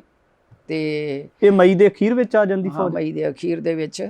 ਤੇ ਮੋਰਚਾ ਬੰਦੀ ਬੜੀ ਤਗੜੀ ਉਹਨਾਂ ਨੇ ਕੀਤੀ ਹੋਈ ਸੀ। ਜਿੰਨੇ ਹਿੰਦੂਆਂ ਦੇ ਉੱਚੇ ਉੱਚੇ ਦਰਬਾਰ ਸਾਹਿਬ ਦੇ 4 ਚੁਫੇਰੇ ਚੁਬਾਰੇ ਸੀਗੇ, ਸਾਰੇ ਖਾਲੀ ਕਰਵਾ ਲਏ ਸੀ ਫੌਜ ਨੇ, ਤੇ ਹਿੰਦੂਆਂ ਨੇ ਖੁਸ਼ ਹੋ ਕੇ ਕਰਕੇ ਦਿੱਤੇ ਸੀ। ਤੇ ਉਹ ਵੀ ਜਿੱਦਾਂ ਇੰਨੇ ਉੱਚੇ ਚੁਬਾਰੇ ਸੀਗੇ ਤੇ ਉੱਥੋਂ ਕੋਈ ਪ੍ਰਕਰਮਾਂ ਦੇ ਵਿੱਚੋਂ ਕੋਈ ਪੱਤਾ ਵੀ ਹਿੱਲਣਾ ਬਹੁਤ ਔਖਾ ਸੀਗਾ। ਇੱਧਰ ਵੀ ਸੰਤ ਬਾਬਾ ਜਰਨੈਲ ਸਿੰਘ ਜੀ ਤੇ ਦੂਜਾ ਫੌਜ ਦਾ ਜਰਨੈਲ ਜਿਹੜਾ ਰਿਟਾਇਰਡ ਅਫਸਰ ਸੰਤਾਂ ਦਾ ਸੱਜਾ ਹੱਥ ਬਣ ਕੇ ਬੈਠਾ ਹੋਇਆ ਸੀਗਾ ਨਾਲ। ਉਹ ਇੱਥੇ ਵੀ ਬਹੁਤ ਸੂਝ-ਬੂਝ ਦੇ ਨਾਲ ਸਾਰੀ ਤਿਆਰੀ ਹੋਈ ਸੀਗੀ ਵੀ ਜੇ ਆਉਣਾ ਹੀ ਹੈ ਦੁਸ਼ਮਣ ਨੇ ਚੜ੍ਹ ਕੇ, ਤੇ ਫਿਰ ਅਸੀਂ ਚੂੜੀਆਂ ਥੋੜ੍ਹੀ ਨਾ ਪਾ ਕੇ ਬੈਠੇ ਰਵਾਂਗੇ। ਜਿਹੜੀ ਦਰਬਾਰ ਸਾਹਿਬ ਦੇ ਅੰਦਰ ਜਿਹੜੀ ਹਮਲਾ ਕਰਨ ਨੂੰ ਫੌਜ ਲਾਈ ਜਾਂਦੀ ਹੈ, ਤਾਂ ਕਿੰਨੀ ਤਰੀਕ ਨੂੰ ਜਿਹੜਾ ਸਟਾਰਟਿੰਗ ਕਰ ਦਿੰਦੀ ਫਾਇਰਿੰਗ? ਅੱਜ ਉਹੀ ਦਿਨ ਆ, ਅੱਜ 1 ਜੂਨ ਆ। 1 ਜੂਨ ਨੂੰ ਫੌਜ ਨੇ ਪਹਿਲਾਂ ਅਟੈਕ ਕੀਤਾ ਦਰਬਾਰ ਸਾਹਿਬ ਦੇ ਉੱਤੇ, ਤੇ ਰਾਤ ਦੇ 9 ਵਜੇ ਤੱਕ ਗੋਲੀ ਚੱਲਦੀ ਰਹੀ ਆ, ਤੇ ਫਿਰ ਬੰਦ ਹੋ ਗਈ। 2 ਤੇ 3 ਜੂਨ ਨੂੰ ਗੁਰੂ ਅਰਜਨ ਦੇਵ ਜੀ ਦਾ ਗੁਰਪੁਰਬ ਸੀਗਾ। ਲੋਕਾਂ ਨੇ ਸੋਚਿਆ ਵੀ ਚਲੋ ਮਾੜਾ ਮੋਟਾ ਹੋਇਆ ਤੇ ਹੁਣ ਗੱਲਬਾਤ ਦਾ ਰਾਹ ਮਤਲਬ ਦੌਰ ਸ਼ੁਰੂ ਹੋਏਗਾ, ਵੀ ਸਰਕਾਰ ਗੱਲਬਾਤ ਕਰੂਗੀ। ਇੰਨਾ ਨਹੀਂ ਸੀ ਕਿਸੇ ਨੂੰ ਪਤਾ ਵੀ ਇਹ ਸਾਡੀ ਆਸਥਾ ਸ੍ਰੀ ਅਕਾਲ ਤਖਤ ਸਾਹਿਬ ਨੂੰ ਢਾਹ ਕੇ ਢੇਰੀ ਕਰ ਦੇਣਗੇ, ਇੰਨਾ ਕੌਮੀ ਪੱਧਰ ਦੇ ਉੱਤੇ ਨੁਕਸਾਨ ਕਰ ਦੇਣਗੇ, ਸਾਡੀਆਂ ਜਿਹੜੀਆਂ ਗੁਰੂਆਂ ਦੀਆਂ ਨਿਸ਼ਾਨੀਆਂ ਤੇ ਸਾਡੀ ਲਾਇਬ੍ਰੇਰੀ, ਸਾਡਾ ਤੋਸ਼ਾਖਾਨਾ ਇੰਨਾ ਬੁਰੀ ਤਰ੍ਹਾਂ ਗੁਰੂ ਗ੍ਰੰਥ ਸਾਹਿਬ ਜੀ ਦੇ ਸਰੂਪ ਅਗਨ ਭੇਟ ਕਰਨਗੇ, ਅੱਗਾਂ ਲਾਉਣਗੇ, ਇੰਨਾ ਤਹਿਸ ਨਹਿਸ ਕਰ ਦੇਣਗੇ, ਇੰਨੀ ਜਨਤਾ ਮਾਰ ਦੇਣਗੇ, ਚੇਤਾ ਵੀ ਨਹੀਂ ਸੀ ਕਿਸੇ ਨੂੰ। ਤੇ ਉਹਨਾਂ ਨੇ 2 ਤੇ 3 ਜੂਨ ਨੂੰ ਇਹਨਾਂ ਨੇ ਖੁੱਲੀ ਜਨਤਾ ਅੰਦਰ ਜਾਣ ਦਿੱਤੀ। ਦਰਬਾਰ ਸਾਹਿਬ ਦੇ ਅੰਦਰ ਕਿਸੇ ਨੂੰ ਰੋਕਿਆ ਨਹੀਂ ਵੀ ਤੁਸੀਂ ਨਾ ਜਾਓ, ਜਿਹੜਾ ਅੰਦਰ ਚਲਿਆ ਗਿਆ ਉਹਨੂੰ ਬਾਹਰ ਨਹੀਂ ਜਾਣ ਦਿੱਤਾ। ਜਿਵੇਂ ਤੁਸੀਂ ਗੱਲ ਕੀਤੀ ਕਿ 1 ਜੂਨ ਨੂੰ ਜਿਹੜਾ ਫਾਇਰਿੰਗ ਕਰਨੀ ਸਟਾਰਟ ਕਰ ਦਿੱਤੀ ਜਾਂਦੀ, ਸਵੇਰ ਤੋਂ ਲੈ ਕੇ ਰਾਤ ਦੇ 9 ਵਜੇ ਤੱਕ ਫਾਇਰਿੰਗ ਕੀਤੀ ਜਾਂਦੀ ਹੈ, ਤਾਂ ਜਿਹੜੀ ਸੰਗਤ ਗੁਰਪੁਰਬ ਦੇ ਉੱਪਰ ਆਈ ਸੀ ਕਿ ਉਹਨਾਂ ਨੂੰ ਕੋਈ ਕਾਲ ਨਹੀਂ ਦਿੱਤੀ ਗਈ ਬਾਹਰ ਨਿਕਲਣ ਵਾਸਤੇ? ਨਾ, ਕਿਸੇ ਨੂੰ ਕੁਛ ਨਹੀਂ। ਉਹਨਾਂ ਨੇ ਸਗੋਂ ਜ਼ਿਆਦਾ ਤੋਂ ਜ਼ਿਆਦਾ ਸੰਗਤ ਅੰਦਰ ਵੰਡ ਦਿੱਤੀ, ਤੇ ਗੁਰੂ ਅਰਜਨ ਦੇਵ ਜੀ ਦਾ ਗੁਰਪੁਰਬ ਹੀ ਚੁਣਿਆ। ਗੁਰੂ ਅਰਜਨ ਦੇਵ ਜੀ ਦੀ ਸ਼ਹਾਦਤ ਦਾ ਵੀ ਉਹੀ ਸਮਾਂ, ਉਹੀ ਮਹੀਨਾ, ਛੋਟੇ ਘੱਲੂਘਾਰੇ ਦਾ ਵੀ ਉਹੀ, ਤੇ 84 ਵਾਲੇ ਘੱਲੂਘਾਰੇ ਦਾ ਵੀ ਉਹੀ ਸਮਾਂ। ਉਹਨਾਂ ਨੂੰ ਤੇ ਬੜਾ ਰਾਸ ਆਇਆ ਹੋਇਆ ਇਹ ਮਹੀਨਾ। ਗੁਰੂ ਅਰਜਨ ਦੇਵ ਜੀ ਦੇ ਗੁਰਪੁਰਬ ਵਾਲੇ ਦਿਨ ਉਹਨਾਂ ਨੂੰ ਪਤਾ ਸੀ ਵੀ ਸੰਗਤ ਬਹੁਤ ਜ਼ਿਆਦਾ ਦਰਬਾਰ ਸਾਹਿਬ ਦੇ ਅੰਦਰ ਇਕੱਠੀ ਹੋਣ ਵਾਲੀ ਹੈ, ਨਾਲੇ ਸੰਘਰਸ਼ ਅੰਦਰ ਚੱਲ ਰਿਹਾ, ਮੋਰਚਾ ਲੱਗਿਆ ਹੋਇਆ, ਤੇ ਜੱਥੇ ਜੇਲ੍ਹਾਂ ਨੂੰ ਗ੍ਰਿਫਤਾਰੀ ਦੇਣ ਵਾਸਤੇ ਜਾ ਰਹੇ ਨੇ, ਰਿਹਾ ਹੋ ਕੇ ਦਰਬਾਰ ਸਾਹਿਬ ਆਉਂਦੇ ਨੇ, ਤੇ ਉਹ 2 ਜੱਥੇ ਉਹ ਵੀ ਸੀਗੇ। ਆਮ ਜਨਤਾ ਇੰਨੀ ਇਕੱਠੀ ਹੋ ਗਈ ਸੀਗੀ ਵੀ ਫਿਰ 4 ਤਰੀਕ ਨੂੰ ਤਾਂ ਸਵੇਰੇ ਜਦੋਂ ਉਹਨਾਂ ਨੇ ਅਟੈਕ ਹੀ ਕਰ ਦਿੱਤਾ, ਤੇ ਫਿਰ ਲੋਕਾਂ ਨੇ ਜਾਣਾ ਕਿਹੜੇ ਪਾਸੇ ਨੂੰ ਸੀਗਾ। ਬਹੁਤ ਜ਼ਿਆਦਾ ਮਤਲਬ ਬੱਚੇ ਜਿਹੜੇ ਆ ਤੇ ਲੋਕ ਜਿਹੜੇ ਭੋਲੇ ਭਾਲੇ ਲੋਕ, ਬਹੁਤ ਜ਼ਿਆਦਾ ਉਹਨਾਂ ਦਾ ਜ਼ਿਆਦਾ ਨੁਕਸਾਨ ਹੋ ਗਿਆ। ਜਿਹੜੀਆਂ ਦਰਬਾਰ ਸਾਹਿਬ ਦੇ ਅੰਦਰ ਸੰਗਤਾਂ ਸੀ ਜਾਂ ਜਿਹੜੇ ਉਹਨਾਂ ਦੇ ਵਿੱਚ ਬੱਚੇ ਸੀ ਜਾਂ ਬਜ਼ੁਰਗ ਸੀ, ਤਾਂ ਉਹਨਾਂ ਦਾ ਕਿੰਨਾ ਕੁ ਨੁਕਸਾਨ ਹੋਇਆ, ਕਿੰਨੇ ਕੁ ਜਿਹੜੇ ਸੀ ਉਹ ਉਹਨਾਂ ਨੂੰ ਗੋਲੀਆਂ ਲੱਗੀਆਂ ਜਾਂ ਇਸ ਤਰੀਕੇ ਦੇ ਨਾਲ ਹੋਏ? ਬਹੁਤ ਦੇਖੋ ਲੜ ਕੇ ਮਰਨ ਵਾਲੇ ਤਾਂ ਯੋਧੇ ਕੌਮ ਦੇ ਜਿਹੜੇ ਸੰਤਾਂ ਦੇ ਸੰਗੀ ਸਾਥੀ ਸੀ ਉਹ ਤੇ ਬਹੁਤ ਥੋੜੇ ਸੀਗੇ, ਜਿਹੜੇ ਆਪਣੇ ਜਜ਼ਬੇ ਨਾਲ ਬੈਠੇ ਹੋਏ ਸੀਗੇ ਵੀ ਦੁਸ਼ਮਣ ਦਾ ਮੁਕਾਬਲਾ ਕਰਨਾ ਤੇ ਜਾਣਾ ਨਹੀਂ ਹੈ ਇੱਥੋਂ, ਤੇ ਸਾਡੀਆਂ ਛਾਤੀਆਂ ਤੋਂ ਟੈਂਕ ਲੰਘਣਗੇ। ਆਪਣੇ ਧਾਰਮਿਕ ਸਥਾਨ ਦਾ ਉਹਨਾਂ ਨੇ ਰਾਖੀ ਕਰਨ ਵਾਸਤੇ ਆਖਰੀ ਦਮ ਤੱਕ ਲੜਨ ਦਾ ਜਿਹਨਾਂ ਨੇ ਪ੍ਰਣ ਕੀਤਾ ਹੋਇਆ ਸੀਗਾ ਉਹ ਤਾਂ ਬਹੁਤ ਥੋੜੇ ਸੀ। 100-150 ਬੰਦਾ ਹੋਏਗਾ, ਜ਼ਿਆਦਾ ਤੋਂ ਜ਼ਿਆਦਾ 250 ਹੋਏਗਾ। ਉਹਦੇ ਵਿੱਚੋਂ ਵੀ ਕੋਈ ਰੌਂਦ ਭਰਨ ਵਾਲੇ ਹੋਣਗੇ ਤੇ ਜਾਂ ਸਪਲਾਈ ਕਰਨ ਵਾਲੇ ਹੋਣਗੇ। ਲੜਨ ਵਾਲੇ ਮੋਰਚਿਆਂ ਦੇ ਵਿੱਚ ਤੇ ਬਹੁਤ ਘੱਟ ਸੀਗੇ। ਤਾਂ ਇਹਨਾਂ ਨੇ ਤਾਂ ਫੜ ਕੇ ਮਾਰੇ ਨੇ। ਪ੍ਰਕਰਮਾਂ ਦੇ ਵਿੱਚ ਬਹੁਤ ਛੋਟੇ ਬੱਚੇ ਦੌੜਾ ਕੇ ਮਾਰੇ ਇਹਨਾਂ ਨੇ। ਪ੍ਰਕਰਮਾਂ ਦੇ ਵਿੱਚ ਪਿੱਠਾਂ 'ਚ ਗੋਲੀਆਂ ਮਾਰ ਕੇ, ਸਰਾਵਾਂ ਦੇ ਵਿੱਚ ਇਹਨਾਂ ਨੇ ਉੱਤੋਂ ਉਤਲੀਆਂ ਛੱਤਾਂ ਤੋਂ ਥੱਲੇ ਸੁੱਟ ਮਾਰੇ ਨੇ ਜਦੋਂ ਫੌਜ ਅੰਦਰ ਐਂਟਰ ਹੋਈ ਆ 5 ਜੂਨ ਦੀ ਰਾਤ ਨੂੰ। ਤੇ ਉਹ ਇਹਨਾਂ ਨੇ ਜ਼ਿਆਦਾ ਮਤਲਬ ਨੇੜਿਓਂ ਜ਼ਿਆਦਾ ਮਾਰੇ ਨੇ, ਲੜ ਕੇ ਮਰਨ ਵਾਲੇ ਬਹੁਤ ਥੋੜੇ ਸੀ ਜੀ। ਹਾਂ, ਇਹਨਾਂ ਨੇ ਟਰੱਕ ਭਰ ਕੇ ਮਤਲਬ ਮਾਰ ਕੇ ਤੇ ਫੜ ਕੇ ਵੀ ਮਾਰੇ ਤੇ ਬਾਹਰੋਂ ਵੀ ਮਾਰ ਕੇ ਲਿਆ ਕੇ ਉੱਥੇ ਸੁੱਟ ਰਹੇ ਸੀਗੇ ਵੀ ਇਹਨਾਂ ਨੂੰ ਇੰਨਾ ਡਰ ਦਿੱਤਾ ਜਾਵੇ ਵੀ ਸਿੱਖੀ ਤੋਂ ਵੀ ਮੂੰਹ ਮੋੜ ਲੈਣ ਤੇ ਇਹ ਗੁਰੂ ਘਰ ਨੂੰ ਤੇ ਸਦਾ ਲਈ ਹੁਣ ਜੰਦਰਾ ਵੱਜ ਜਾਣਾ। ਜਿਵੇਂ ਉਹਨਾਂ ਨੇ ਉੱਥੇ ਬਾਅਦ ਦੇ ਵਿੱਚ ਤਿਰੰਗਾ ਲਹਿਰਾਈ ਦਿੱਤਾ ਸੀਗਾ ਸਾਡੀ ਹਿੱਕ ਦੇ ਉੱਤੇ, ਬਈ ਆਓ ਸਿੱਖੋ, ਤੁਸੀਂ ਆਪਣਾ ਹੱਕ ਮੰਗ ਰਹੇ ਹੋ, ਤੁਸੀਂ 93% ਕੁਰਬਾਨੀਆਂ ਦਿੱਤੀਆਂ, ਆਓ ਤੁਹਾਨੂੰ ਉਹਦਾ ਸਿਲਾ ਦਈਏ ਵੀ ਤੁਸੀਂ ਇਹਦੇ ਕਾਬਲ ਹੋ, ਹੈ ਨਾ। ਤੇ ਇੰਨਾ ਜਿਹੜਾ ਦਰਦ ਦਿੱਤਾ ਸੀਗਾ ਉਹ ਐਵੇਂ ਥੋੜ੍ਹੀ ਦਿੱਤਾ ਸੀਗਾ। ਵੱਖਰੀ ਗੱਲ ਹੈ ਵੀ ਇਹ ਗੁਰੂ ਸਾਹਿਬ ਨੇ ਅਕਾਲ ਪੁਰਖ ਦੀ ਮੌਜ ਦੇ ਵਿੱਚ ਤੇ ਉਹਦੇ ਹੁਕਮ ਦੇ ਵਿੱਚ ਖਾਲਸੇ ਦੀ ਸਿਰਜਣਾ ਹੋਈ ਹੈ ਤੇ ਇਹਨੂੰ ਕੋਈ ਦੁਨੀਆ ਦੀ ਤਾਕਤ ਖਤਮ ਨਹੀਂ ਕਰ ਸਕਦੀ। ਇਹ ਦੁਸ਼ਮਣ ਦਾ ਭੁਲੇਖਾ ਹੈ, ਇੱਕ ਵਾਰ ਨਹੀਂ ਖਤਮ ਕਰਨ ਆਇਆ ਦੁਸ਼ਮਣ। ਤਾਂ ਇਹ ਤਾਂ ਉਹਨਾਂ ਦਾ ਆਖਰੀ ਚਾਂਸ ਸੀਗਾ ਤੋਪਾਂ ਦੇ ਟੈਂਕਾਂ ਦੇ ਨਾਲ। ਹੁਣ ਦੁਬਾਰਾ ਤੋਪਾਂ ਟੈਂਕਾਂ ਨਹੀਂ ਲੈ ਕੇ ਆਉਣਗੇ, ਉਹ ਭੁੱਲ ਜਾਣਗੇ। ਤੋਪਾਂ ਦੇ ਟੈਂਕ ਨਹੀਂ ਆਉਂਦੇ, ਹੁਣ ਤੁਹਾਨੂੰ ਸਾਇਲੈਂਟ ਪੋਇਜ਼ਨ ਦੇ ਕੇ ਮਾਰਨਗੇ ਜੀ। 1 ਜੂਨ ਤੋਂ ਬਾਅਦ ਜਿਵੇਂ ਇੱਕ ਵਾਰ ਫਾਇਰਿੰਗ ਸ਼ੁਰੂ ਕਰ ਦਿੱਤੀ ਜਾਂਦੀ ਹੈ ਤਾਂ ਉਸ ਤੋਂ ਬਾਅਦ ਰਾਤ ਦੇ ਸਮੇਂ ਫਾਇਰਿੰਗ ਬੰਦ ਕਰ ਦਿੱਤੀ ਜਾਂਦੀ ਹੈ। ਤਾਂ ਜਿਹੜੀ ਹਕੂਮਤ ਸੀ ਉਹਦੇ ਨਾਲ ਕੋਈ ਸੰਤਾਂ ਦਾ ਜਾਂ ਸਿੰਘਾਂ ਦਾ ਗੱਲਬਾਤ ਦਾ ਕੋਈ ਦੌਰ ਸ਼ੁਰੂ ਹੋਇਆ? ਸੁਣਿਆ ਹੈ, ਮੈਂ ਤਾਂ ਉੱਥੇ ਨਹੀਂ ਸੀ ਅਕਾਲ ਤਖਤ ਸਾਹਿਬ ਵਾਲੇ ਪਾਸੇ, ਸਿੰਘ ਸਾਹਿਬ ਗਏ ਸੀ। ਤੇ ਮੇਰਾ ਖਿਆਲ ਹੈ ਵੀ 3 ਜੂਨ ਨੂੰ ਤਾਂ ਜਥੇ ਨੂੰ ਵੀ ਇਕੱਠਾ ਕਰਕੇ ਤੇ ਮਹਾਂਪੁਰਸ਼ਾਂ ਨੇ ਹਦਾਇਤਾਂ ਕੀਤੀਆਂ ਸੀ ਵੀ ਜਿਹਨੇ ਜਾਣਾ ਚਲੇ ਜਾਓ, ਜਿਹਨੇ ਲੜਨਾ, ਜਿਹਨੇ ਸ਼ਹੀਦ ਹੋਣਾ ਰਹਿ ਜਾਓ। ਤਾਂ ਸਾਨੂੰ ਤਾਂ ਪਹਿਲਾਂ ਹੀ ਪਤਾ ਸੀ, ਅਸੀਂ ਤਾਂ ਬੜੇ ਕੌਨਫੀਡੈਂਸ ਦੇ ਨਾਲ ਤੇ ਅਸੀਂ ਵੀ ਬੜੇ ਸਿੱਖੀ ਜਜ਼ਬੇ ਦੇ ਨਾਲ ਉੱਥੇ ਬੈਠੇ ਹੋਏ ਸੀਗੇ ਵੀ ਸਾਡੇ ਅਕਾਲ ਤਖਤ ਸਾਹਿਬ ਦੇ ਉੱਤੇ ਕੋਈ ਦੁਸ਼ਮਣ ਚੜ੍ਹ ਕੇ ਆਵੇ, ਇਹਨੂੰ ਢਾਉਣ ਸਾਡੀਆਂ ਅੱਖਾਂ ਦੇ ਸਾਹਮਣੇ, ਤਾਂ ਅਸੀਂ ਬਰਦਾਸ਼ਤ ਕਿਵੇਂ ਕਰ ਸਕਦੇ ਹਾਂ। ਮੈਂ ਹੀ ਤੁਹਾਡੇ ਸਾਹਮਣੇ ਬੈਠੀ ਵੀ ਮੈਂ 18 ਦਿਨਾਂ ਦਾ ਬੱਚਾ ਵੀ ਲੈ ਕੇ ਉੱਥੇ ਗੋਦੀ ਦੇ ਵਿੱਚ, ਉਦੋਂ ਤੇ ਅਜੇ 16 ਦਿਨਾਂ ਦਾ ਸੀ, ਤੇ ਮੈਂ ਉੱਥੇ ਬੈਠੀ ਰਹੀ ਵੀ ਇੱਥੋਂ ਭੱਜ ਕੇ ਜਾਵਾਂਗੇ ਤੇ ਕਿਹੜਾ ਥਾਂ ਸਾਡੇ ਲਈ। ਤੇ ਨਾਲੇ ਮਹਾਰਾਜ ਕਹਿੰਦੇ ਜਬ ਆਪ ਕੀ ਔਦ ਨਿਧਾਨ ਬਣਿਆ ਤਹੀ ਰਣ ਮੈਂ ਤਬ ਜੂਝ ਮਰੋ। ਤੇ ਫਿਰ ਉਹ ਸਿੱਖੀ ਦਾ ਸਿਧਾਂਤ ਜਿਹੜਾ ਉਹ ਕਿੰਨੇ ਉਹਨੂੰ ਇੰਪਲੀਮੈਂਟ ਕਰਨਾ। ਜਿਹਨੂੰ ਸੋਝੀ ਹੈ ਜੀ ਉਹੀ ਉੱਠ ਕੇ ਚਲਿਆ ਜਾਵੇਗਾ, ਤੇ ਲੜੇਗਾ ਕੌਣ ਉੱਥੇ? ਜਿਹਨੂੰ ਨਹੀਂ ਪਤਾ ਉਹ ਥੋੜ੍ਹੀ ਲੜੇਗਾ ਜੀ, ਜਿਹਨੂੰ ਸਮਝ ਹੋਏਗੀ ਉਹੀ ਬੈਠੇਗਾ ਉੱਥੇ। ਤੇ ਇਹ ਤਾਂ ਮਰਜ਼ੀ ਬੜੇ ਸੀਗੇ ਮਹਾਂਪੁਰਸ਼ਾਂ ਦੇ ਨਾਲ ਸਾਰੇ, ਇੰਨੀ ਬੰਦਗੀ ਵਾਲੇ, ਇੰਨੇ ਉੱਚੇ ਜੀਵਨ ਵਾਲੇ ਸਿੰਘ ਸੀਗੇ। ਮੈਂ ਉਹਨਾਂ ਦੇ ਵਿੱਚ ਰਹੀ ਹਾਂ, ਕਦੀ ਲੱਗਿਆ ਹੀ ਨਹੀਂ ਸੀਗਾ ਵੀ ਕੋਈ ਇੱਥੇ ਕੋਈ ਦੂਸਰਾ ਆ ਜਾਂ ਕੋਈ ਮਤਲਬ ਬਗਾਨੇ ਪੁੱਤਾਂ ਦੇ ਵਿੱਚ ਹੀ ਅਸੀਂ, ਕਦੀ ਲੱਗਿਆ ਹੀ ਨਹੀਂ ਸੀ ਸਾਨੂੰ। ਅਸੀਂ ਇੱਕ ਪਰਿਵਾਰ ਦੀ ਤਰ੍ਹਾਂ ਰਹਿੰਦੇ ਸੀ ਸਾਰੇ। ਮਹਾਂਪੁਰਸ਼ਾਂ ਦਾ ਭੈ ਇੰਨਾ ਜ਼ਿਆਦਾ ਸੀ, ਡਰ ਇੰਨਾ ਜ਼ਿਆਦਾ ਸੀ ਉੱਥੇ ਜੀ। ਹਾਂ, ਸਿੰਘਾਂ ਦੇ ਮਨਾਂ ਦੇ ਵਿੱਚ ਆਪਾਂ ਜੇ ਗੱਲ ਕਰੀਏ ਕਿਸ ਤਰ੍ਹਾਂ ਦਾ ਚਾਉ ਸੀ, ਕਿਉਂਕਿ ਇੱਕ ਪਾਸੇ ਉਹ ਵੱਡੀ ਗਿਣਤੀ ਸੀ ਹਕੂਮਤ ਦੀ ਫੌਜ ਦੀ, ਔਰ ਦੂਜੇ ਪਾਸੇ ਜਿਹੜਾ ਅਕਾਲ ਤਖਤ ਸਾਹਿਬ ਦੇ ਵਿੱਚ ਜਾਂ ਦਰਬਾਰ ਸਾਹਿਬ ਦੀ ਪ੍ਰਕਰਮਾਂ ਦੇ ਵਿੱਚ ਸਿੰਘ ਸੀਗੇ, ਗਿਣਤੀ ਦੇ ਸਿੰਘ ਸੀ। ਤਾਂ ਜਿਹੜਾ ਭਾਰਤੀ ਹਕੂਮਤ ਦੇ ਨਾਲ ਲੜਨ ਦਾ ਮਨ ਦੇ ਵਿੱਚ ਚਾਉ ਸੀ ਉਹ ਕਿਵੇਂ ਦਾ ਸੀਗਾ? ਬੇਟੀ ਉਹ ਮੈਂ ਤੁਹਾਨੂੰ ਪਹਿਲਾਂ ਹੀ ਦੱਸ ਚੁੱਕੀ ਹਾਂ। ਜਿਹੜੇ ਕਮਿਟਡ ਲੋਕ ਹੁੰਦੇ ਨੇ ਨਾ, ਜਿਹੜੇ ਕਮਿਟਡ ਲੋਕ ਹੁੰਦੇ, ਨਿਰਭਉ ਤੇ ਨਿਰਵੈਰ ਹੁੰਦੇ ਨੇ, ਤੇ ਉਹ ਕਮਿਟਮੈਂਟ ਕਰ ਲੈਂਦੇ ਨੇ। ਉਹ ਮਰ ਤਾਂ ਸਕਦੇ ਨੇ ਪਰ ਪਿੱਛੇ ਨਹੀਂ ਮੁੜ ਸਕਦੇ। ਉਹ ਲੋਕ ਸੀਗੇ ਜਿਨ੍ਹਾਂ ਨੇ ਆਪਣੇ ਇਸ ਖਾਲਸਾਈ ਤਵਾਰੀਖ ਦੇ ਉੱਤੇ, ਇਸ ਘੱਲੂਘਾਰੇ ਦੇ ਦੌਰਾਨ ਆਪਣੇ ਪਵਿੱਤਰ ਖੂਨ, ਆਖਰੀ ਤਨ ਦੇ ਪਵਿੱਤਰ ਖੂਨ ਦੇ ਕਤਰੇ ਦੇ ਨਾਲ ਸਾਈਨ ਕੀਤੇ ਖਾਲਸਾਈ ਤਵਾਰੀਖ ਦੇ ਉੱਤੇ। ਜਿਹੜਾ ਉਹ ਘੱਲੂਘਾਰ ਹੈ, ਸਦੀਆਂ ਤੱਕ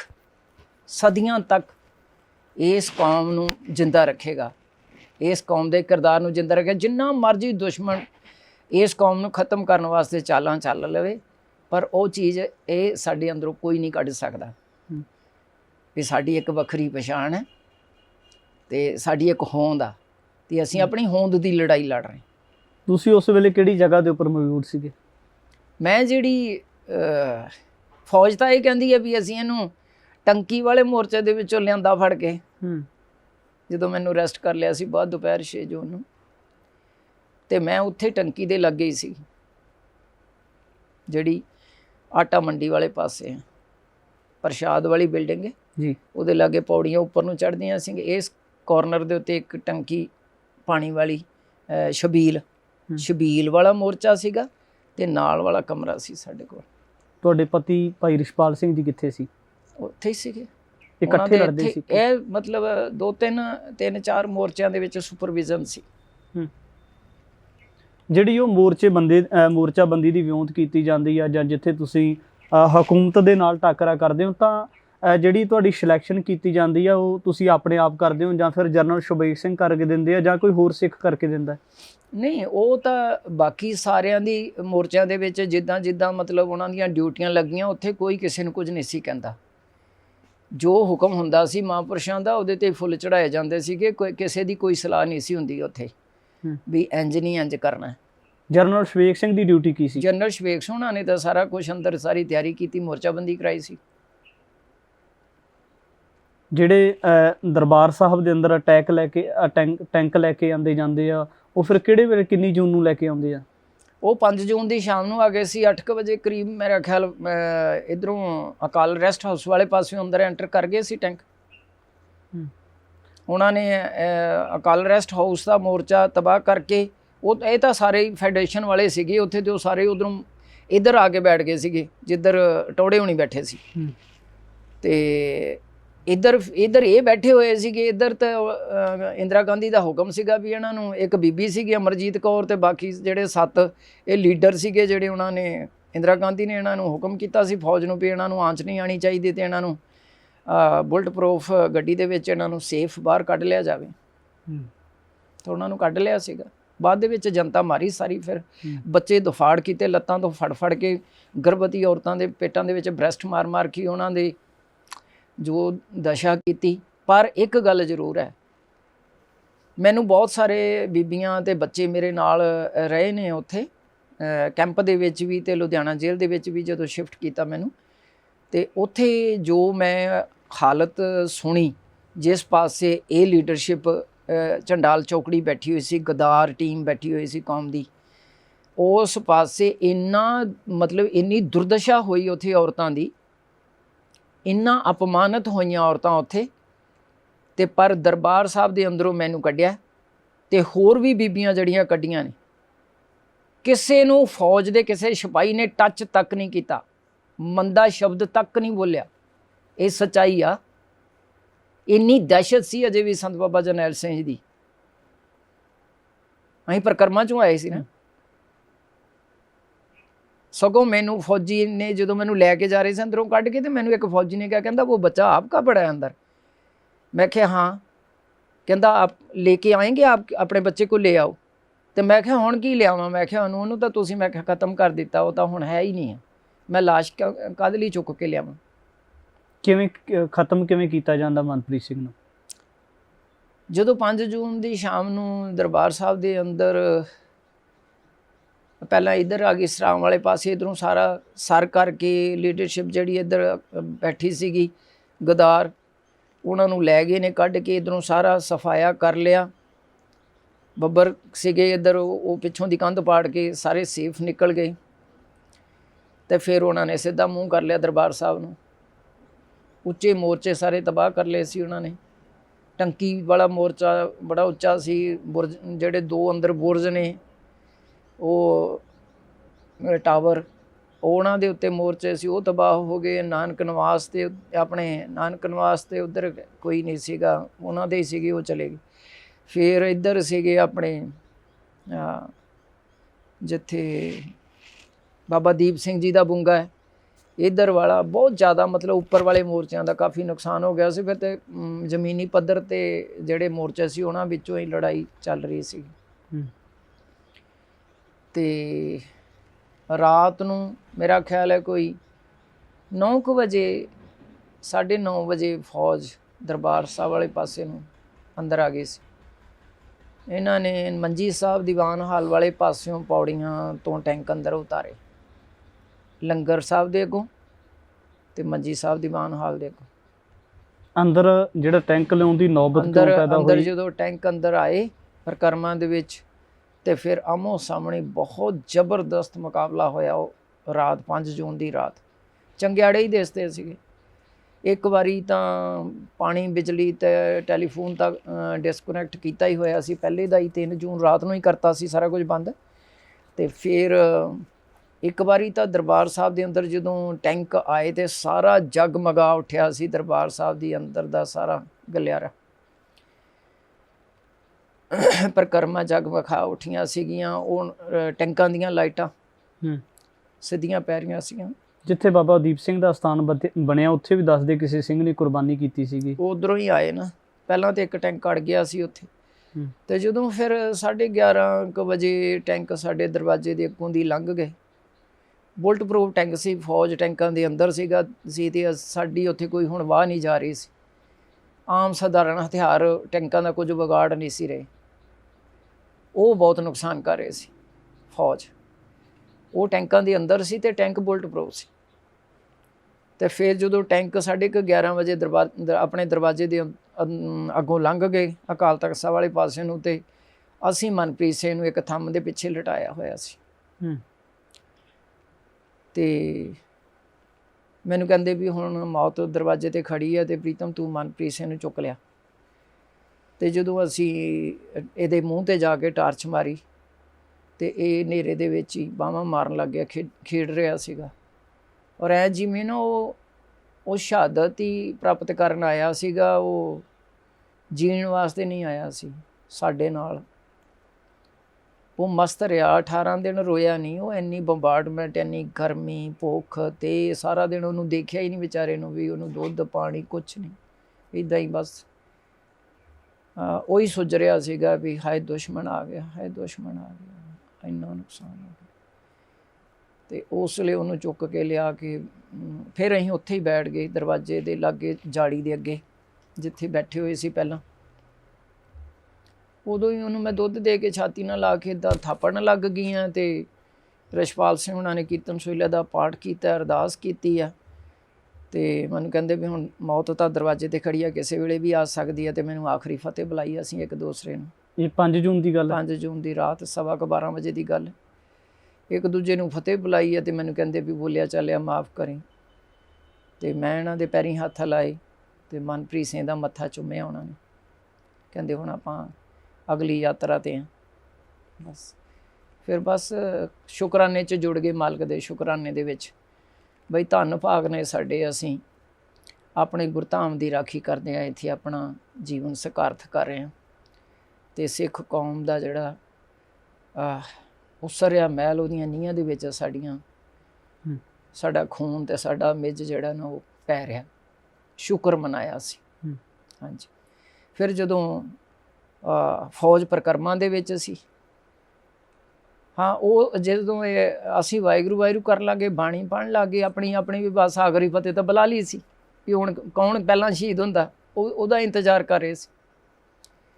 ਤੇ ਗੋਲੀ ਵੀ ਪਹਿਲਾਂ ਸਾਨੂੰ ਮਾਂ ਪੁੱਤ ਨੂੰ ਵੱਜੀ, ਜਾਲੀ ਪਾੜ ਕੇ ਜਦੋਂ ਇੱਕ ਗੋਲੀ ਲੰਘੀ, ਬੇਟੇ ਦੀ ਪਿੱਠ ਚੀਰ ਕੇ ਮੇਰੀ ਛਾਤੀ ਦੇ ਅੰਦਰ ਧਸ ਗਈ ਤੇ ਪਿੱਛੇ ਪਤਲੀ ਮਾਸ ਦੀ ਤਹਿ 'ਚ ਅੜ ਗਈ। ਤੇ ਹੇਠਾਂ ਅਸਲਾ ਸੀ ਪਿਆ ਹੋਇਆ ਮੇਰੇ ਸਿਰਹਾਣੇ ਵਾਲੇ ਪਾਸੇ। ਤੇ ਇਹਨਾਂ ਨੂੰ ਇਹ ਵੀ ਡਿੱਗੇ ਕਿਤੇ ਦਾ ਸਿਰ ਪਾੜ ਜੂਗਾ, ਜੇ ਬਚਣਾ ਹੋਇਆ ਤਾਂ ਵੀ ਨਹੀਂ ਬਚਣਾ ਫਿਰ ਇਹਨੇ, ਵੀ ਸਿਰ ਵੀ ਪਾੜ ਜਾਏਗਾ। ਤੇ ਇੱਥੇ ਪ੍ਰਬੰਧ ਤੇ ਕੋਈ ਹੈ ਨਹੀਂ ਸੀ।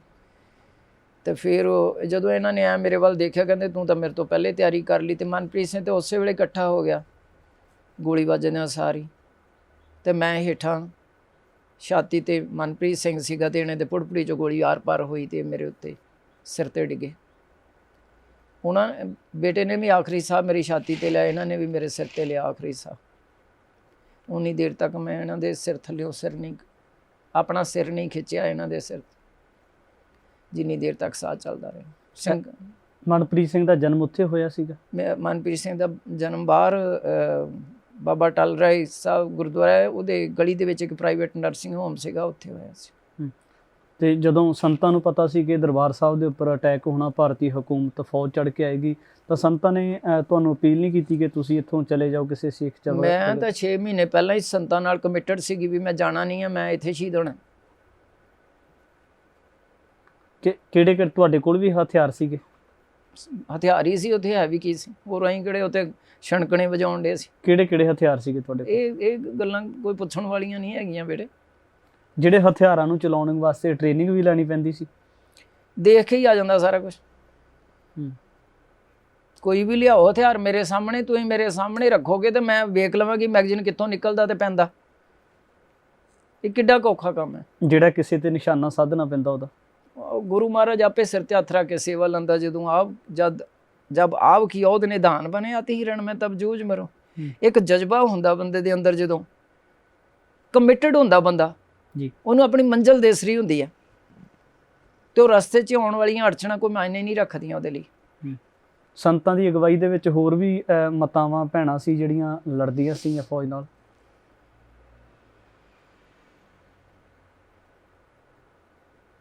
ਮੈਨੂੰ ਨਹੀਂ ਲੱਗਦਾ। ਤੁਸੀਂ ਇਕੱਲੇ ਸੀ? ਇੱਕ ਭਾਈ Harminder Singh Sandhu general secretary federation ਦੇ, ਉਹਨਾਂ ਦੀ ਧਰਮ ਪਤਨੀ ਬੀਬੀ ਪਰਮਜੀਤ ਕੌਰ ਤੇ ਇੱਕ ਗਰਲਜ਼ ਵਿੰਗ ਫੈਡਰੇਸ਼ਨ ਦੀ ਪ੍ਰੈਜ਼ੀਡੈਂਟ ਸੀਗੀ ਕੁੜੀ ਉਪਕਾਰ ਕੌਰ, ਇਹ ਦੋਵੇਂ ਅਕਾਲ ਰੈਸਟ ਹਾਊਸ ਵਿੱਚ ਸੀਗੀਆਂ। ਤੇ ਜਦੋਂ ਉਹ ਇੱਧਰ ਨੂੰ ਆਏ ਨੇ ਤੇਜਾ ਸਿੰਘ ਸਮੁੰਦਰੀ ਹਾਲ ਵਾਲੇ ਪਾਸੇ ਨੂੰ, ਇਹਨਾਂ ਨੂੰ ਵੀ ਉੱਥੋਂ ਕੱਢ ਦਿੱਤਾ। ਤੇ ਇਹ ਬਾਬਾ ਟਲ ਰਾਏ ਸਾਹਿਬ ਵਾਲੇ ਪਾਸੇ, ਜਿਹੜਾ ਜਿੱਥੇ ਮੈਂ ਦੱਸਦੀ ਬੇਟੇ ਦਾ ਜਨਮ ਹੋਇਆ ਸੀ, ਉਹਦੇ ਨਾਲ ਹੀ ਉਹ ਭਾਈ ਮਨਜੀਤ ਸਿੰਘ ਦੇ ਸਹੁਰਿਆਂ ਦਾ ਘਰ, ਜਿਹੜਾ ਹਰਮਿੰਦਰ ਗਿੱਲ MLA ਆ ਜੀ, ਉਹਨਾਂ ਦਾ ਘਰ ਸੀ ਉੱਥੇ। ਤੇ ਇਹ ਉਹਨਾਂ ਦੇ ਘਰ ਵੜ ਗਏ, ਇਹਨਾਂ ਕੋਲ ਛੋਟੇ ਵੈਪਨ ਸੀ। ਜਿਹੜੀ ਸੱਚਾਈ ਆ, ਇਹ ਮੇਨ ਦਰਵਾਜ਼ਾ ਜਿਹੜਾ ਬਾਹਰਲਾ ਸੀਗਾ ਲੱਕੜ ਦਾ ਉਹਨਾਂ ਦਾ, ਇੱਕ ਸੱਜੇ ਖਲੋ ਗਈ ਇੱਕ ਖੱਬੇ ਖਲੋ ਗਈ ਉੱਥੇ।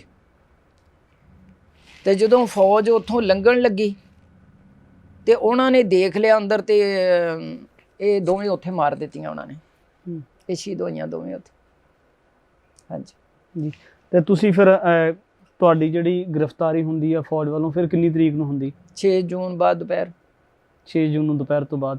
ਸੰਤਾਂ ਦੀ ਸ਼ਹਾਦਤ ਉਸ ਤੋਂ ਪਹਿਲਾਂ ਹੋ ਚੁੱਕੀ ਸੀ?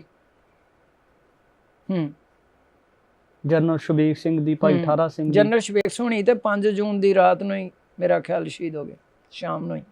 ਤੁਹਾਨੂੰ ਜਿਹੜੀ ਸੰਤਾਂ ਦੀ ਸ਼ਹਾਦਤ ਦੀ ਖਬਰ ਉਹ ਫਿਰ ਕਿਵੇਂ ਮਿਲਦੀ ਹੈ, ਕਿਹੜੇ ਜ਼ਰੀਏ ਦੇ ਮੁਤਾਬਕ? ਮੇਰਾ ਖਿਆਲ ਅਜੇ ਅਸੀਂ ਉੱਥੇ ਹੀ ਸੀਗੇ, ਉਹ ਸਨਾਟਾ ਦੱਸਦਾ ਸੀਗਾ ਵੀ ਸੰਤ ਜਰਨੈਲ ਸਿੰਘ ਹੁਣੀ ਨਹੀਂ ਰਹੇ। ਜਦੋਂ ਮੈਨੂੰ ਪ੍ਰਕਰਮਾ ਚੋਂ ਲੈ ਕੇ ਜਾ ਰਹੇ ਸੀ ਗ੍ਰਿਫਤਾਰ ਕਰਕੇ, ਉਹ ਸਨਾਟਾ ਹੀ ਦੱਸਦਾ ਸੀ। ਜੇ ਕਿਤੇ ਉਹ ਹੁੰਦੇ ਉੱਥੇ ਤੇ ਉਹ ਮੈਨੂੰ ਲੈ ਕੇ ਜਾ ਰਹੀ ਹੁੰਦੀ ਫੌਜ, ਤੇ ਉਹ ਦੇਖ ਰਹੇ ਹੁੰਦੇ, ਹੋ ਨਹੀਂ ਸਕਦਾ ਸੀਗਾ ਵੀ ਉਹ ਬਾਹਰ ਨਾ ਨਿਕਲਦੇ। ਜਦ ਤੱਕ ਸ਼ਹੀਦ ਹੋ ਚੁੱਕੇ ਸੀਗੇ। ਫਿਰ ਰਾਤ ਜਦੋਂ ਸਾਨੂੰ ਅਰੈਸਟ ਕਰਕੇ ਉੱਥੇ ਹੀ ਬਾਹਰ ਬਿਠਾਈ ਰੱਖਿਆ ਘੰਟਾ ਘਰ ਵਾਲੇ ਪਾਸੇ, ਤੇ ਸਵੇਰੇ ਸ਼ਨਾਖਤ ਵੀ ਹੋਈ ਮਹਾਂਪੁਰਸ਼ਾਂ ਦੀ ਲਾਸ਼ ਦੀ ਤੇ ਭਾਈ ਅਮਰੀਕ ਸਿੰਘ ਹੁਣਾਂ ਦੀ। ਤੇ ਆਪਣੇ ਉਸ ਤੋਂ ਬਾਅਦ ਹੀ ਫਿਰ 3 ਗੱਡੀਆਂ ਦੇ ਵਿੱਚ ਲਾਸ਼ਾਂ ਵੀ ਲੈ ਕੇ ਗਏ। ਜਨਰਲ ਸ਼ਬੀਕ ਸਿੰਘ ਹੁਣਾਂ ਦੀ ਲਾਸ਼ ਤਾਂ ਬਹੁਤ ਫੁੱਲ ਗਈ ਹੋਈ ਸੀਗੀ, ਤੇ ਉਹ ਓਪਨ ਟਰੱਕ ਦੀ ਬੋਡੀ ਦੇ ਉੱਪਰ ਰੱਖ ਕੇ ਲੈ ਕੇ ਗਏ ਸੀ। ਹੁਣ ਸਾਨੂੰ ਜਿੰਨਾ ਮਰਜ਼ੀ ਕੋਈ ਉੱਥੇ ਕਹੀ ਜਾਂਦਾ ਸੀ ਸੰਤ ਨਿਕਲ ਗਏ, ਸੰਤ ਜਿੰਦਾ ਨੇ। ਇੱਕ ਵਾਰੀ ਇੱਕ ਫੌਜੀ ਵੀ ਮੇਰੇ ਲਾਗੋਂ ਦੀ ਲੰਘਦਾ ਕਹਿ ਗਿਆ, ਕਹਿੰਦਾ ਸੰਤ ਨਿਕਲ ਗਏ ਨੇ, ਚੜ੍ਹਦੀ ਕਲਾ 'ਚ ਨੇ। ਮੈਂ ਕਿਹਾ ਤੁਰਿਆ। ਫਿਰ ਮੈਂ ਮਨ 'ਚ ਸੋਚਿਆ ਸਾਨੂੰ ਕੀ ਨਹੀਂ ਪਤਾ ਕੀ ਹੋਇਆ ਅੰਦਰ। ਜਿਹੜੇ ਫੌਜੀ ਸੀ ਉਹ ਭਾਰਤ ਦੇ ਨਾਲ ਸੰਬੰਧਿਤ ਸੀ, ਕੋਈ ਪੰਜਾਬ ਦੇ ਨਾਲ ਸੰਬੰਧਿਤ ਵੀ ਸੀ, ਜਾਂ ਹੋਰ ਵੀ ਬਾਹਰ ਤੋਂ ਸੀਗੇ? ਨਹੀਂ, ਸਹਿਮ ਹੀ ਇੰਨਾ ਜ਼ਿਆਦਾ ਸੀ। ਜਿਹੜਾ ਵੀ ਮਾੜਾ ਜਿਹਾ ਜਿਹਦੇ ਤੇ ਵੀ ਸ਼ੱਕ ਪੈਂਦਾ ਸੀ ਫੌਜ ਨੂੰ ਵੀ ਇਹ ਬੰਦਾ ਇਹਨਾਂ ਦੀ ਹਮਦਰਦੀ ਕਰ ਸਕਦਾ, ਇਹਨਾਂ ਦੇ ਫੇਵਰ 'ਚ ਜਾ ਸਕਦਾ, ਗੋਲੀ ਮਾਰੀ ਜਾਂਦੇ ਸੀ। ਫੌਜ ਥੋੜ੍ਹੀ ਮਾਰੀ ਉਹਨਾਂ ਨੇ, ਬਹੁਤ ਫੌਜ ਮਾਰੀ। ਕੁਛ ਫੌਜ ਬਾਗੀ ਹੋਈ ਹੈ ਜਿਹੜੀ, ਉਹ ਵੀ ਬਹੁਤ ਥੋੜ੍ਹੀ ਫੌਜ ਮਾਰੀ ਆ ਇਹਨਾਂ ਨੇ ਬੈਰਕਾਂ ਛੱਡੀਆਂ ਸੀ, ਔਰ ਇਹਨਾਂ ਦੇ ਕਹਿਣ 'ਤੇ ਛੱਡੀਆਂ ਸੀ ਬਾਦਲਾਂ ਦੇ। ਕੁਝ ਵੀ ਮੰਨਿਆ ਜਾਂਦਾ ਹੈ ਕਿ ਲਿਖਿਆ ਮਿਲਦਾ ਕਿਤਾਬਾਂ ਦੇ ਵਿੱਚ ਵੀ ਕੁਝ ਉੱਥੇ ਲੀਡਰ ਸੀਗੇ ਜਿਨ੍ਹਾਂ ਦੀ ਆਪਸ ਦੇ ਵਿੱਚ ਸੈਂਟਰ ਦੇ ਨਾਲ ਪਹਿਲਾਂ ਸੁਲ੍ਹਾ ਹੋਈ ਸੀ, ਬਾਹਾਂ ਖੜੀਆਂ ਕਰਕੇ ਨਿਕਲੇ ਸੀ, ਸੰਤਾਂ ਦੇ ਵਾਕ ਦੇ ਉਲਟ ਹੋਏ ਸੀਗੇ। ਉਹ ਤਾਂ ਹੁਣ ਪਤਾ ਹੀ ਹੈ ਸਾਰਿਆਂ ਨੂੰ, ਦੱਸ ਹੀ ਰਹੀ ਹਾਂ ਮੈਂ ਵੀ। ਉਹਨਾਂ ਨੂੰ ਤਾਂ ਇੰਦਰਾ ਗਾਂਧੀ ਨੇ ਤਾਂ ਸੇਫ ਕੱਢ ਲਿਆ, ਉਹਨਾਂ ਨੂੰ ਪਹਿਲੇ ਹੀ ਜਿੰਦਾ ਕੱਢ ਲਿਆ। ਇਹਨਾਂ ਨੂੰ ਤੇ ਝਰੀਟ ਵੀ ਨਹੀਂ ਆਣੀ ਚਾਹੀਦੀ। ਜਵਾਈਆਂ ਵਾਂਗ ਰੱਖਿਆ ਉਹਨਾਂ ਨੂੰ ਰੈਸਟ ਹਾਊਸਾਂ ਦੇ ਵਿੱਚ ਸਾਰਿਆਂ ਨੂੰ। ਜਿਹੜੇ ਸਿੰਘ ਫੜੇ ਗਏ ਸੀ ਜਾਂ ਜਿਹੜੀਆਂ ਉੱਥੇ ਸਿੱਖ ਸੰਗਤਾਂ ਦੇ ਵਿੱਚੋਂ ਕੁਝ ਸ਼ਖਸੀਅਤਾਂ ਨੂੰ ਫੜਿਆ ਗਿਆ ਸੀ, ਤਾਂ ਉਹਨਾਂ ਦੇ ਉੱਪਰ ਜਿਹੜੀ ਭਾਰਤੀ ਫੌਜ ਦੀ ਸੀ ਉਹਨਾਂ ਦਾ ਰਵੱਈਆ ਕਿਸ ਤਰ੍ਹਾਂ ਦਾ ਸੀ? ਬਹੁਤ ਮਾੜਾ ਸੀ। ਉਹਨਾਂ ਨੇ ਇੱਕ ਇੱਕ ਕਮਰੇ ਦੇ ਵਿੱਚ 40-40 50-50 ਬੰਦੇ ਡੱਕ ਦਿੱਤੇ। ਕੱਪੜੇ ਗਲ ਨਹੀਂ ਸੀ, ਸਿਰਾਂ 'ਤੇ ਦਸਤਾਰਾਂ ਨਹੀਂ ਸੀ, ਪੈਰ ਨੰਗੇ ਸੀ, ਖਾਲੀ ਹੱਥ ਬੰਨੇ ਹੋਏ ਉਹਨਾਂ ਦੇ ਹੱਥ। ਰੋਟੀ ਨਹੀਂ, ਪਾਣੀ ਨਹੀਂ, ਗਰਮੀ ਨਾਲ ਤੇ ਤੇਹ ਨਾਲ ਹੀ ਭੁੱਖੇ ਬਹੁਤੇ ਮਰ ਗਏ ਤੇ ਬਹੁਤੇ ਉਹਨਾਂ ਨੇ ਮਾਰ ਦਿੱਤੇ। ਮਾਰ ਕੇ ਲਿਆ ਕੇ ਫਿਰ ਪਰਿਕਰਮਾ 'ਚ ਸੁੱਟ ਰਹੇ ਸੀ, ਦਹਿਸ਼ਤ ਫੈਲਾਉਣ ਵਾਸਤੇ, ਹਿੰਦੂਆਂ ਨੂੰ ਖੁਸ਼ ਕਰਨ ਵਾਸਤੇ, ਬਈ ਆ ਇੰਨਾ ਦਰਦ ਅਸੀਂ ਸਿੱਖ ਕੌਮ ਨੂੰ ਦੇ ਰਹੇ ਹਾਂ। ਗਈ ਕੌਮ ਖਤਮ ਕੀਤੀ ਕਿ ਕੀਤੀ। ਹਿੰਦੂਆਂ ਦਾ ਚੁਬਾਰਿਆਂ 'ਚੋਂ ਘਰਾਂ 'ਚੋਂ ਬਾਹਰ ਨਿਕਲ ਕੇ ਸਾਡੇ ਸਾਹਮਣੇ ਭਾਂਗੜੇ ਪਾਉਣੇ, ਲੱਡੂ ਵੰਡਣੇ ਤੇ ਪੂੜੀਆਂ ਛੋਲੇ ਵੰਡਣੇ, ਦੱਸਦਾ ਨਹੀਂ ਸੀ ਵੀ ਉਹ ਕਿੰਨੇ ਖੁਸ਼ ਨੇ। ਤੇ ਫੌਜ ਕਿਹਦੀ ਖੁਸ਼ੀ ਵਾਸਤੇ ਕਰ ਰਹੀ ਹੈ ਸਾਰਾ ਕੁਝ? ਇਹਨਾਂ ਨੇ ਤਾਂ ਹਿੰਦੂ ਰਾਸ਼ਟਰ 84 'ਚ ਹੀ ਬਣਾ ਲੈਣਾ ਸੀ, ਪਰ ਹੋ ਸਕਦਾ ਹੈ ਕੁਦਰਤ ਬੜੀ ਬੇਅੰਤ ਹੈ, ਇਹਨਾਂ ਦਾ ਇਹ ਸੁਪਨਾ ਕਦੀ ਪੂਰਾ ਨਹੀਂ ਹੋ ਸਕਦਾ। ਤੁਹਾਨੂੰ ਫਿਰ ਅਰੈਸਟ ਕਰਨ ਤੋਂ ਬਾਅਦ ਕਿਹੜੀ ਜਗ੍ਹਾ ਦੇ ਉੱਪਰ ਲਿਜਾਇਆ ਜਾਂਦਾ? ਫੌਜੀ ਕੈਂਪ 'ਚ ਕੋਈ ਸਕੂਲ ਸੀਗਾ, ਆਰਮੀ ਸਕੂਲ ਸੀ ਸ਼ਾਇਦ, ਜਿੱਥੇ ਸਾਨੂੰ ਰੱਖਿਆ ਸੀ। ਮੈਨੂੰ ਅਲੱਗ ਸਾਰੀਆਂ ਬੀਬੀਆਂ ਨਾਲੋਂ, ਬੀਬੀਆਂ ਵੱਖ ਮੇਰੇ ਗਾੜੀ ਹੱਥ ਜੋੜੀਆਂ, ਜਿਹੜੀਆਂ ਬੀਬੀਆਂ ਰੋਜ਼ ਮੇਰੇ ਦਰਵਾਜ਼ੇ ਤੇ ਖੜੀਆਂ ਰਹਿੰਦੀਆਂ ਸੀ ਨਾ, ਬੀਬੀ ਜੀ ਆਹ ਸਾਡੀ ਜ਼ਰੂਰਤ ਹੈ, ਆਹ ਜ਼ਰੂਰਤ ਹੈ, ਸਾਡੇ ਲਈ ਆਹ ਕਰੋ, ਆਹ ਕਰੋ। ਉਹ ਬੀਬੀਆਂ ਮੈਨੂੰ ਇਸ਼ਾਰੇ ਕਰੀਆਂ ਸੀ ਵੀ ਬੀਬੀ ਜੀ ਸਾਡੇ ਨੇੜੇ ਨਾ ਆਇਓ, ਤੁਹਾਨੂੰ ਤੇ ਇਹਨਾਂ ਨੇ ਮਾਰ ਦੇਣਾ, ਸਾਨੂੰ ਨਾ ਬਰਬਾਦੀ ਕਿਤੇ। ਤਾਂ ਮੈਂ ਇੱਕ ਨੁੱਕਰੇ ਇੱਦਾਂ ਇਕੱਲੀ ਲੱਗੀ ਰਹਿੰਦੀ ਸੀ, ਕੰਧ ਨਾਲ ਢੋਲ ਲਾ ਕੇ, ਤੇ ਮੈਂ ਬਾਣੀ ਪੜ੍ਹਦੀ ਰਹਿੰਦੀ ਸੀ। ਛਾਤੀ 'ਚ ਗੋਲੀ ਵੱਜੀ ਹੋਈ ਸੀ, ਪਿੱਛੇ ਅੜੀ ਹੋਈ ਸੀ। 18 ਦਿਨ ਪਹਿਲੇ ਬੱਚੇ ਨੂੰ ਜਨਮ ਦਿੱਤਾ ਸੀ। ਪੈਰ ਤੇ ਬਾਹਾਂ ਮੇਰੇ ਹੱਥ ਛਾਲਿਆਂ ਨਾਲ ਭਰੇ ਸੀ ਸਾਰੇ, ਤੇ ਭੁੱਜ ਗਏ ਹੋਏ ਸੀ ਪੈਰ, ਨੰਗੇ ਧੁੱਪੇ ਗਰਮੀ ਦੇ ਵਿੱਚ। ਜੂਨ ਦਾ ਮਹੀਨਾ ਸੀ। ਸਿਰ 'ਚ ਰਛਵਾਲ ਦਾ ਖੂਨ ਸੀ, ਕੇਸ ਸਾਰੇ ਮੇਰੇ ਝੜ ਗਏ, ਮੁੱਢਾਂ ਤੋਂ ਹੀ ਉਖੜ ਗਏ ਜਦੋਂ ਇੱਕ ਬੀਬੀ ਨੇ ਪਾਣੀ ਪਾ ਕੇ ਮੇਰੇ ਸਿਰ 'ਚੋਂ ਖੂਨ ਕੱਢਿਆ ਸੀ। ਚੁੰਨੀ ਪਾੜ ਗਈ ਸੀ ਮੇਰੀ, ਲੀਰਾਂ ਲੱਥੀਆਂ ਪਈਆਂ ਸੀ। ਪੌਣੇ 2 ਮਹੀਨੇ ਹੋਣਾ ਇੱਕੋ ਹੀ ਕੱਪੜਿਆਂ 'ਚ ਰਹੀ ਮੈਂ, ਪੌਣੇ 2 ਮਹੀਨਿਆਂ ਤੱਕ। ਪੌਣੇ 2 ਮਹੀਨਿਆਂ ਬਾਅਦ ਜਦੋਂ ਮੇਰੀ ਲੁਧਿਆਣਾ ਜੇਲ੍ਹ 'ਚ ਮੈਨੂੰ ਭੇਜਿਆ ਇਹਨਾਂ ਨੇ, ਸ਼ਿਫਟ ਕੀਤਾ, ਤੇ ਉੱਥੇ ਗੋਲੀ ਕਢਾਈ ਜੇਲ੍ਹ ਵਾਲਿਆਂ ਨੇ ਮੇਰੀ। ਤੇ ਫਿਰ ਜਾ ਕੇ ਮੈਨੂੰ ਮੇਰੀ ਮਾਂ ਦੇ ਕੇ ਗਈ ਕੱਪੜੇ, ਮੇਰੀ ਭੈਣ ਦਾ ਇੱਕ ਸੂਟ ਦੇ ਕੇ ਗਈ ਤੇ ਇੱਕ ਚੱਪਲ ਦੇ ਕੇ ਗਈ। ਫਿਰ ਮੈਂ ਉਹ ਕੱਪੜੇ ਬਦਲੇ ਸੀ। ਕਿੰਨਾ ਸਮਾਂ ਜੇਲ੍ਹ ਵਿੱਚ ਰੱਖਿਆ ਤੁਹਾਨੂੰ? ਹਾਂ, ਕੋਈ 1.5 ਮਹੀਨਾ ਕੈਂਪ ਦੇ ਵਿੱਚ, ਤੇ 2 ਮਹੀਨੇ ਲੁਧਿਆਣਾ ਜੇਲ੍ਹ 'ਚ, 6 ਮਹੀਨੇ ਨਾਭਾ ਜੇਲ੍ਹ ਦੀਆਂ ਚੱਕੀਆਂ 'ਚ, ਤੇ ਪੂਰੇ 3 ਸਾਲ ਜੋਧਪੁਰ ਜੇਲ੍ਹ 'ਚ। ਤਸ਼ੱਦਦ ਵੀ ਕੀਤਾ ਗਿਆ? ਬਥੇਰਾ ਟਾਰਚਰ, ਬਥੇਰਾ ਮਾਨਸਿਕ ਤੌਰ ਤੇ ਬਹੁਤ ਟਾਰਚਰ ਕੀਤਾ, ਬਹੁਤ ਜ਼ਿਆਦਾ। ਨਾਲੇ ਮੇਰੇ ਤੇ ਜ਼ਿਆਦਾ ਸੀਗਾ ਉਹਨਾਂ ਦਾ, ਮੈਂ ਦਬਦੀ ਨਹੀਂ ਸੀ। ਦੋਸਤੋ, ਇਹ ਸਨ ਬੀਬੀ ਪ੍ਰੀਤਮ ਕੌਰ ਜੀ, ਜਿਨ੍ਹਾਂ ਨੇ ਜੂਨ 1984 ਦੇ ਘੱਲੂਘਾਰੇ ਦੇ ਵਿੱਚ ਭਾਰਤੀ ਫੌਜ ਦੇ ਨਾਲ ਮੁਕਾਬਲਾ ਹੀ ਨਹੀਂ ਕੀਤਾ, ਸਗੋਂ ਸਿੱਖ ਸੰਘਰਸ਼ ਦੇ ਦਰਮਿਆਨ ਵੀ ਆਪਣੇ ਤਨ ਦੇ ਉੱਪਰ ਤਮਾਮ ਵਿਪਤਾਵਾਂ ਨੂੰ ਝੱਲਿਆ ਏ। ਔਰ ਆਉਣ ਵਾਲੇ ਸਮੇਂ ਦੇ ਵਿੱਚ ਵੀ ਇਸ ਤਰ੍ਹਾਂ ਦੀਆਂ ਤਮਾਮ ਸ਼ਖਸੀਅਤਾਂ ਨੂੰ ਲੈ ਕੇ ਤੁਹਾਡੇ ਦਰਮਿਆਨ ਹਾਜ਼ਰ ਹੋਵਾਂਗੇ। ਵਾਹਿਗੁਰੂ ਜੀ ਕਾ ਖਾਲਸਾ, ਵਾਹਿਗੁਰੂ ਜੀ ਕੀ ਫਤਿਹ।